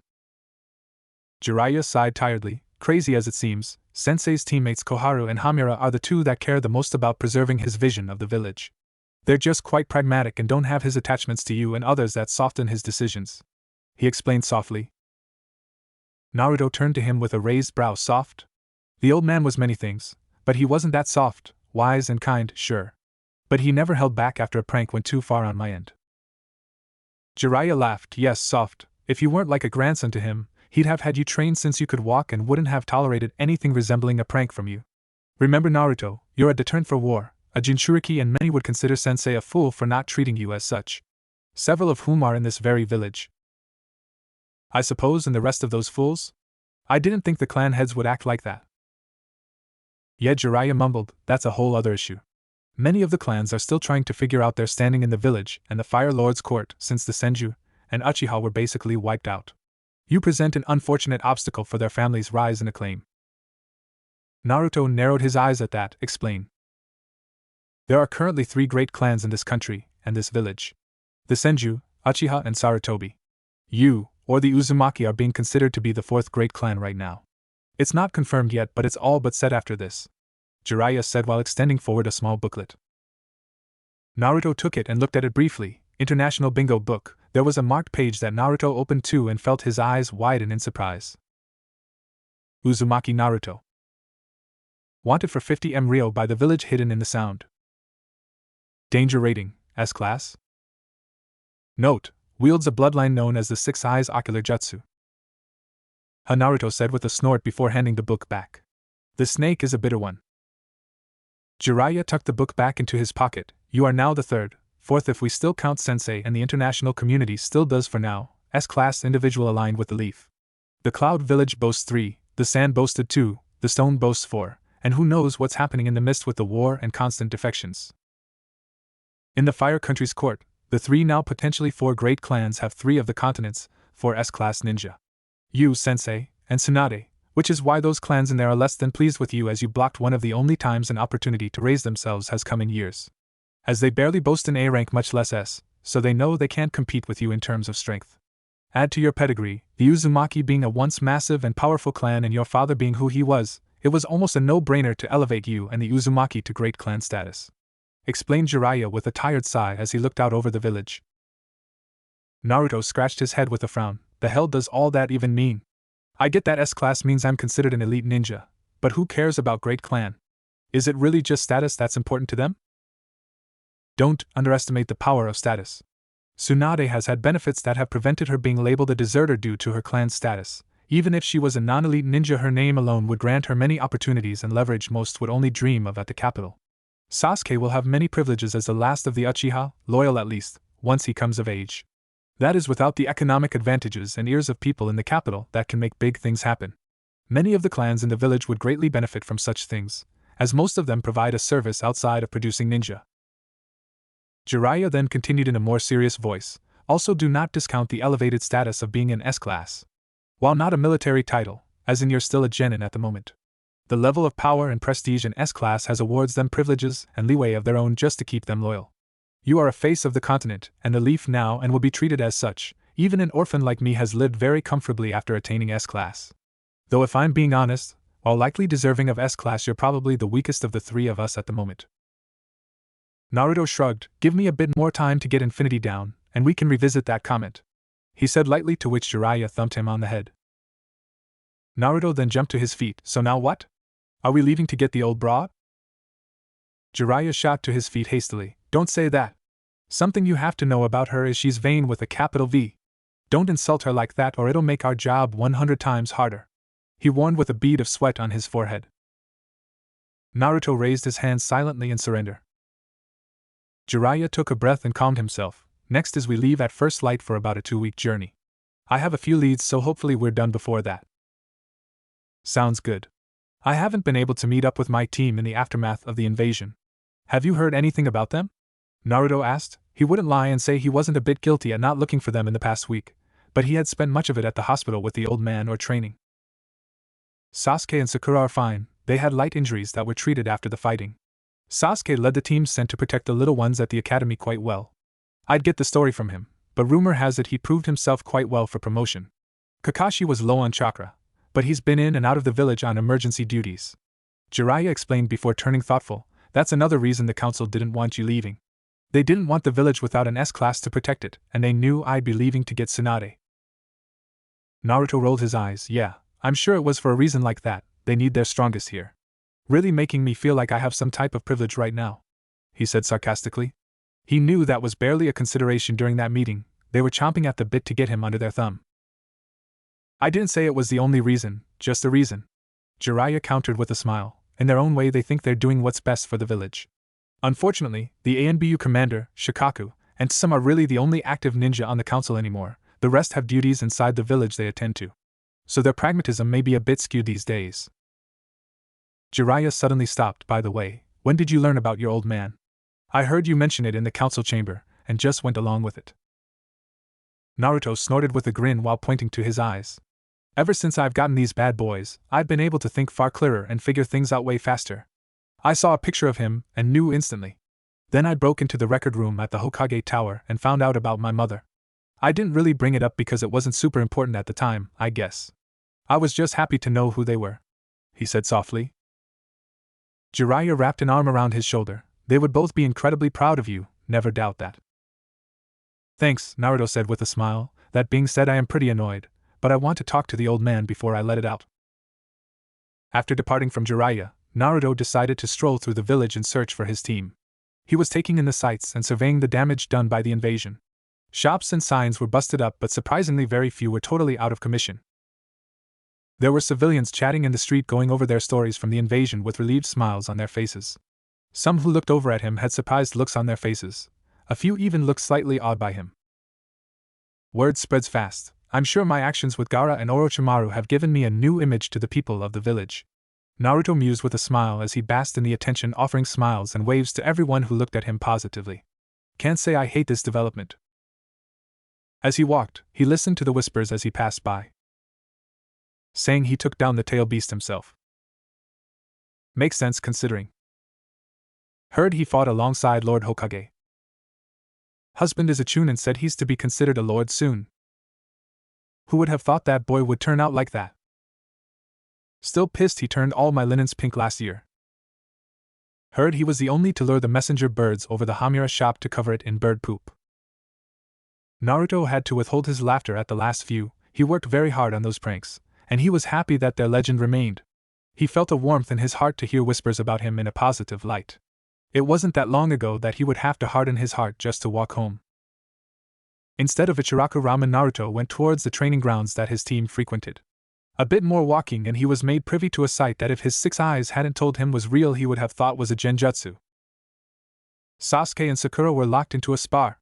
Sasuke didn't have the Sharingan activated, and it seemed to be hand-to-hand only, but they were going at it. Sakura's fighting style had evolved over the last month. Under the tutelage of Naruto with Jiraiya's assistance, they made her from an academy fighter to a viscous opportunist. Sakura ducked under a jab, spun outside of Sasuke and lashed out with a kick that the boy was forced to absorb before responding. Sasuke would throw a continuous combo that Sakura would deflect, dodge, and counter with incredible precision. Sasuke ducked low and went for an uppercut. Sakura saw it coming and leaned back. However, that was what Sasuke wanted and spun for a jumping back kick that she took full on to her chest. Not out of the fight, she rolled with the momentum and slid back on her feet. Bursting forth with speed levels above where she was during the exam, she let loose a 2-punch combo that Sasuke ducked and deflected that she followed up with a calf kick that Sasuke deflected with his shin. Sakura front flipped from his shin and came down with a high kick that Sasuke was forced to block with both arms with a slight grunt. Sakura jumped back and noticed Sasuke approaching with high speed and sent forward a kick. Sakura leaned back from the kick, then continued with the movement for a high kick to Sasuke's chin that knocked him off balance. She shot forward and went for a haymaker that Sasuke dodged and grabbed her arm and held it behind her back. Naruto decided to announce himself then. Wow! Sakura, that was great. Soon you'll be a worthy teammate. He laughed with a grin. Sakura deflated at hearing his voice. Shut up, you moron! She shouted back, still being held by Sasuke.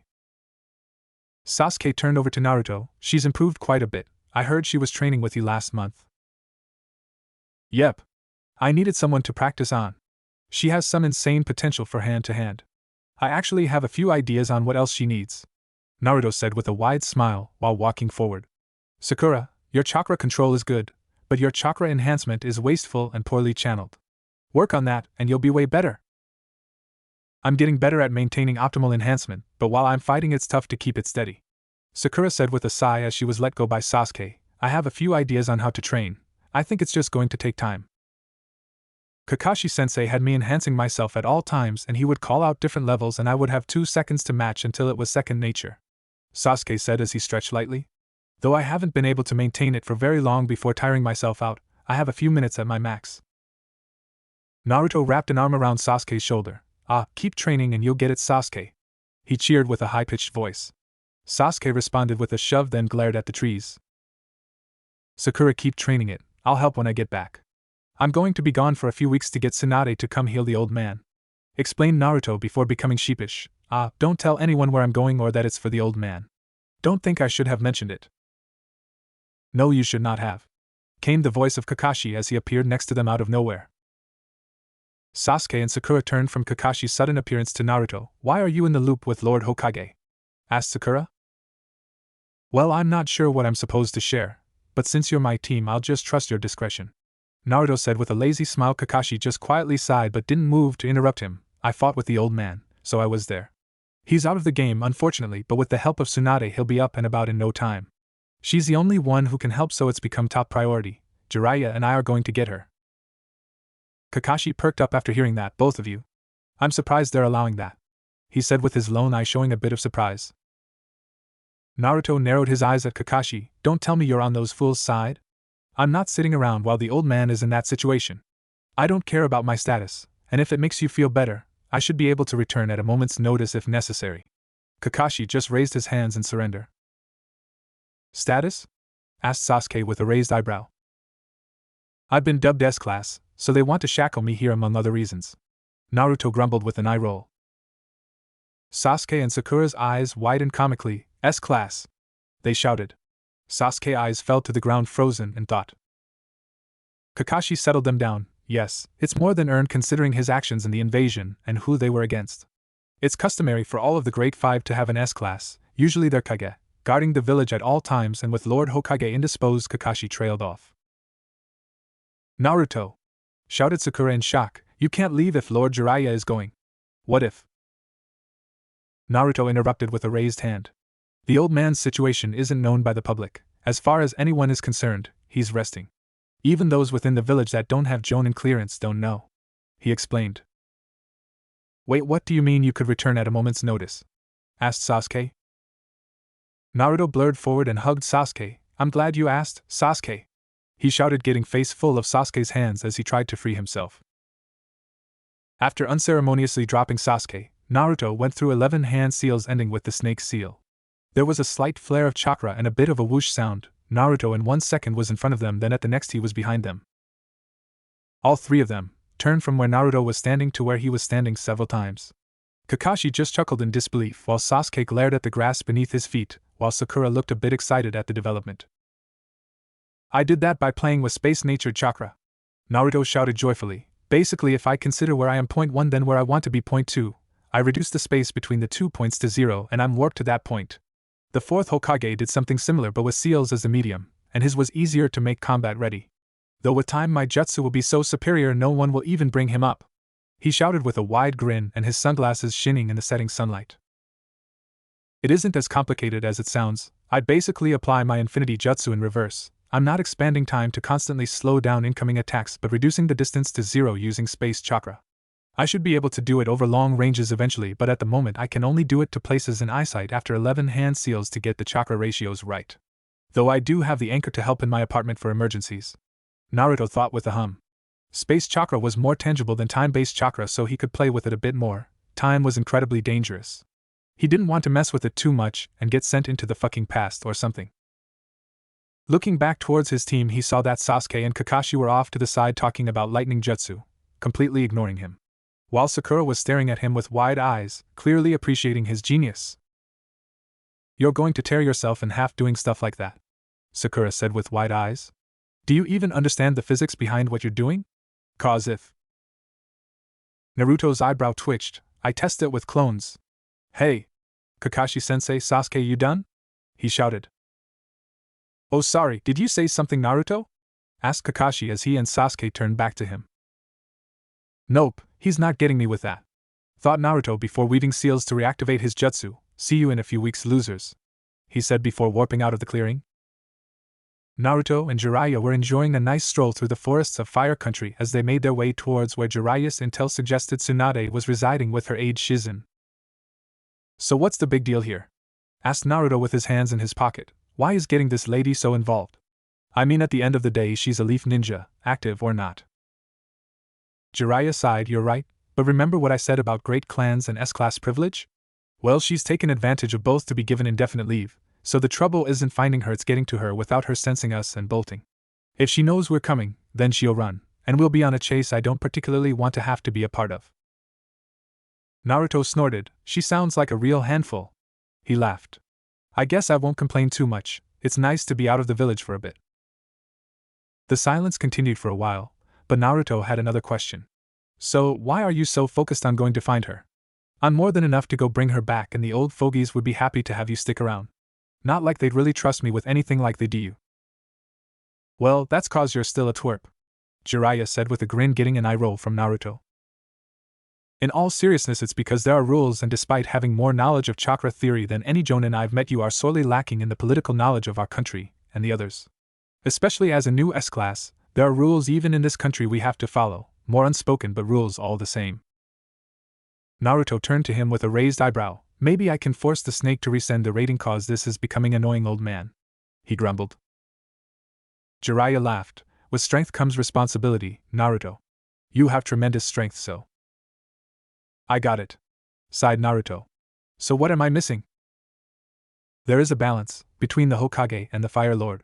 While ninja villages are largely independent from the capital, there is a back and forth. The Fire Lord in the capital is in charge, and there are 5 advisors, all of which hold large influence in the country and trade throughout the continent. Trade that we need: food, cloth, resources, herbs, basically things that don't grow or exist naturally in this country. With that, the capital also provides funds to the village in times of need, such as after the Ninetales attack, where we needed all the help we could get to quickly rebuild so as not to look weak to the other 4 great nations. Naruto hummed. I suppose it doesn't come for free? Jiraiya nodded. Exactly. The Hokage's ninja are tools to complete missions, and those with money can hire us. The Fire Lord and the 5 advisors often have work that needs to be done, from being political diplomats in other nations or taking care of rivals. Naruto saw Jiraiya giving him a deadly stare, and Naruto understood the rivals weren't always in other countries. None of this is hidden from the Fire Lord or Hokage. In fact, it's actually encouraged to keep everyone sharp. We may not have the public history that the Bloody Mist does, but the Land of Fire has its own history of infighting. Besides the Fire Lord, the Hokage has the most authority in the country, with the 5 advisors being below that. Then are the great clans. See why it's important? Naruto rubbed his hair with a groan. Yeah, I get it. So what's the rules? You explained all that but didn't answer my question. Jiraiya thumbed him on the head. I was getting to it, he said with a glare. You and I are the go-to hire for those in the capital. Our power and reputation make us ideal emissaries, as we can go most places to deliver messages that would normally kill all that approach from the Leaf. Last year I went to the Rock Village to deliver the updated trade agreement from the Fire Lord to the Stone Lord. I know you know how that's impossible for most others. Naruto nodded with an impressed face. Even with your rep you have some balls, Jiraiya, laughed Naruto. I mean, you're the one who trained my old man who tore those losers apart. Jiraiya snorted. They hate us, and him especially. But that Sasuke isn't a stupid man and knows there isn't a point to starting another war. For now, at least. He trailed off tiredly. Think they're losing it over me? Naruto asked excitedly. I mean, I look so much like him. Not to mention I'm getting pretty famous thanks to the bingo book. Oh, I hope they've seen it, Naruto said with a wide smile. Jiraiya went to thump him on the head again, but Naruto ducked away and laughed. Ha!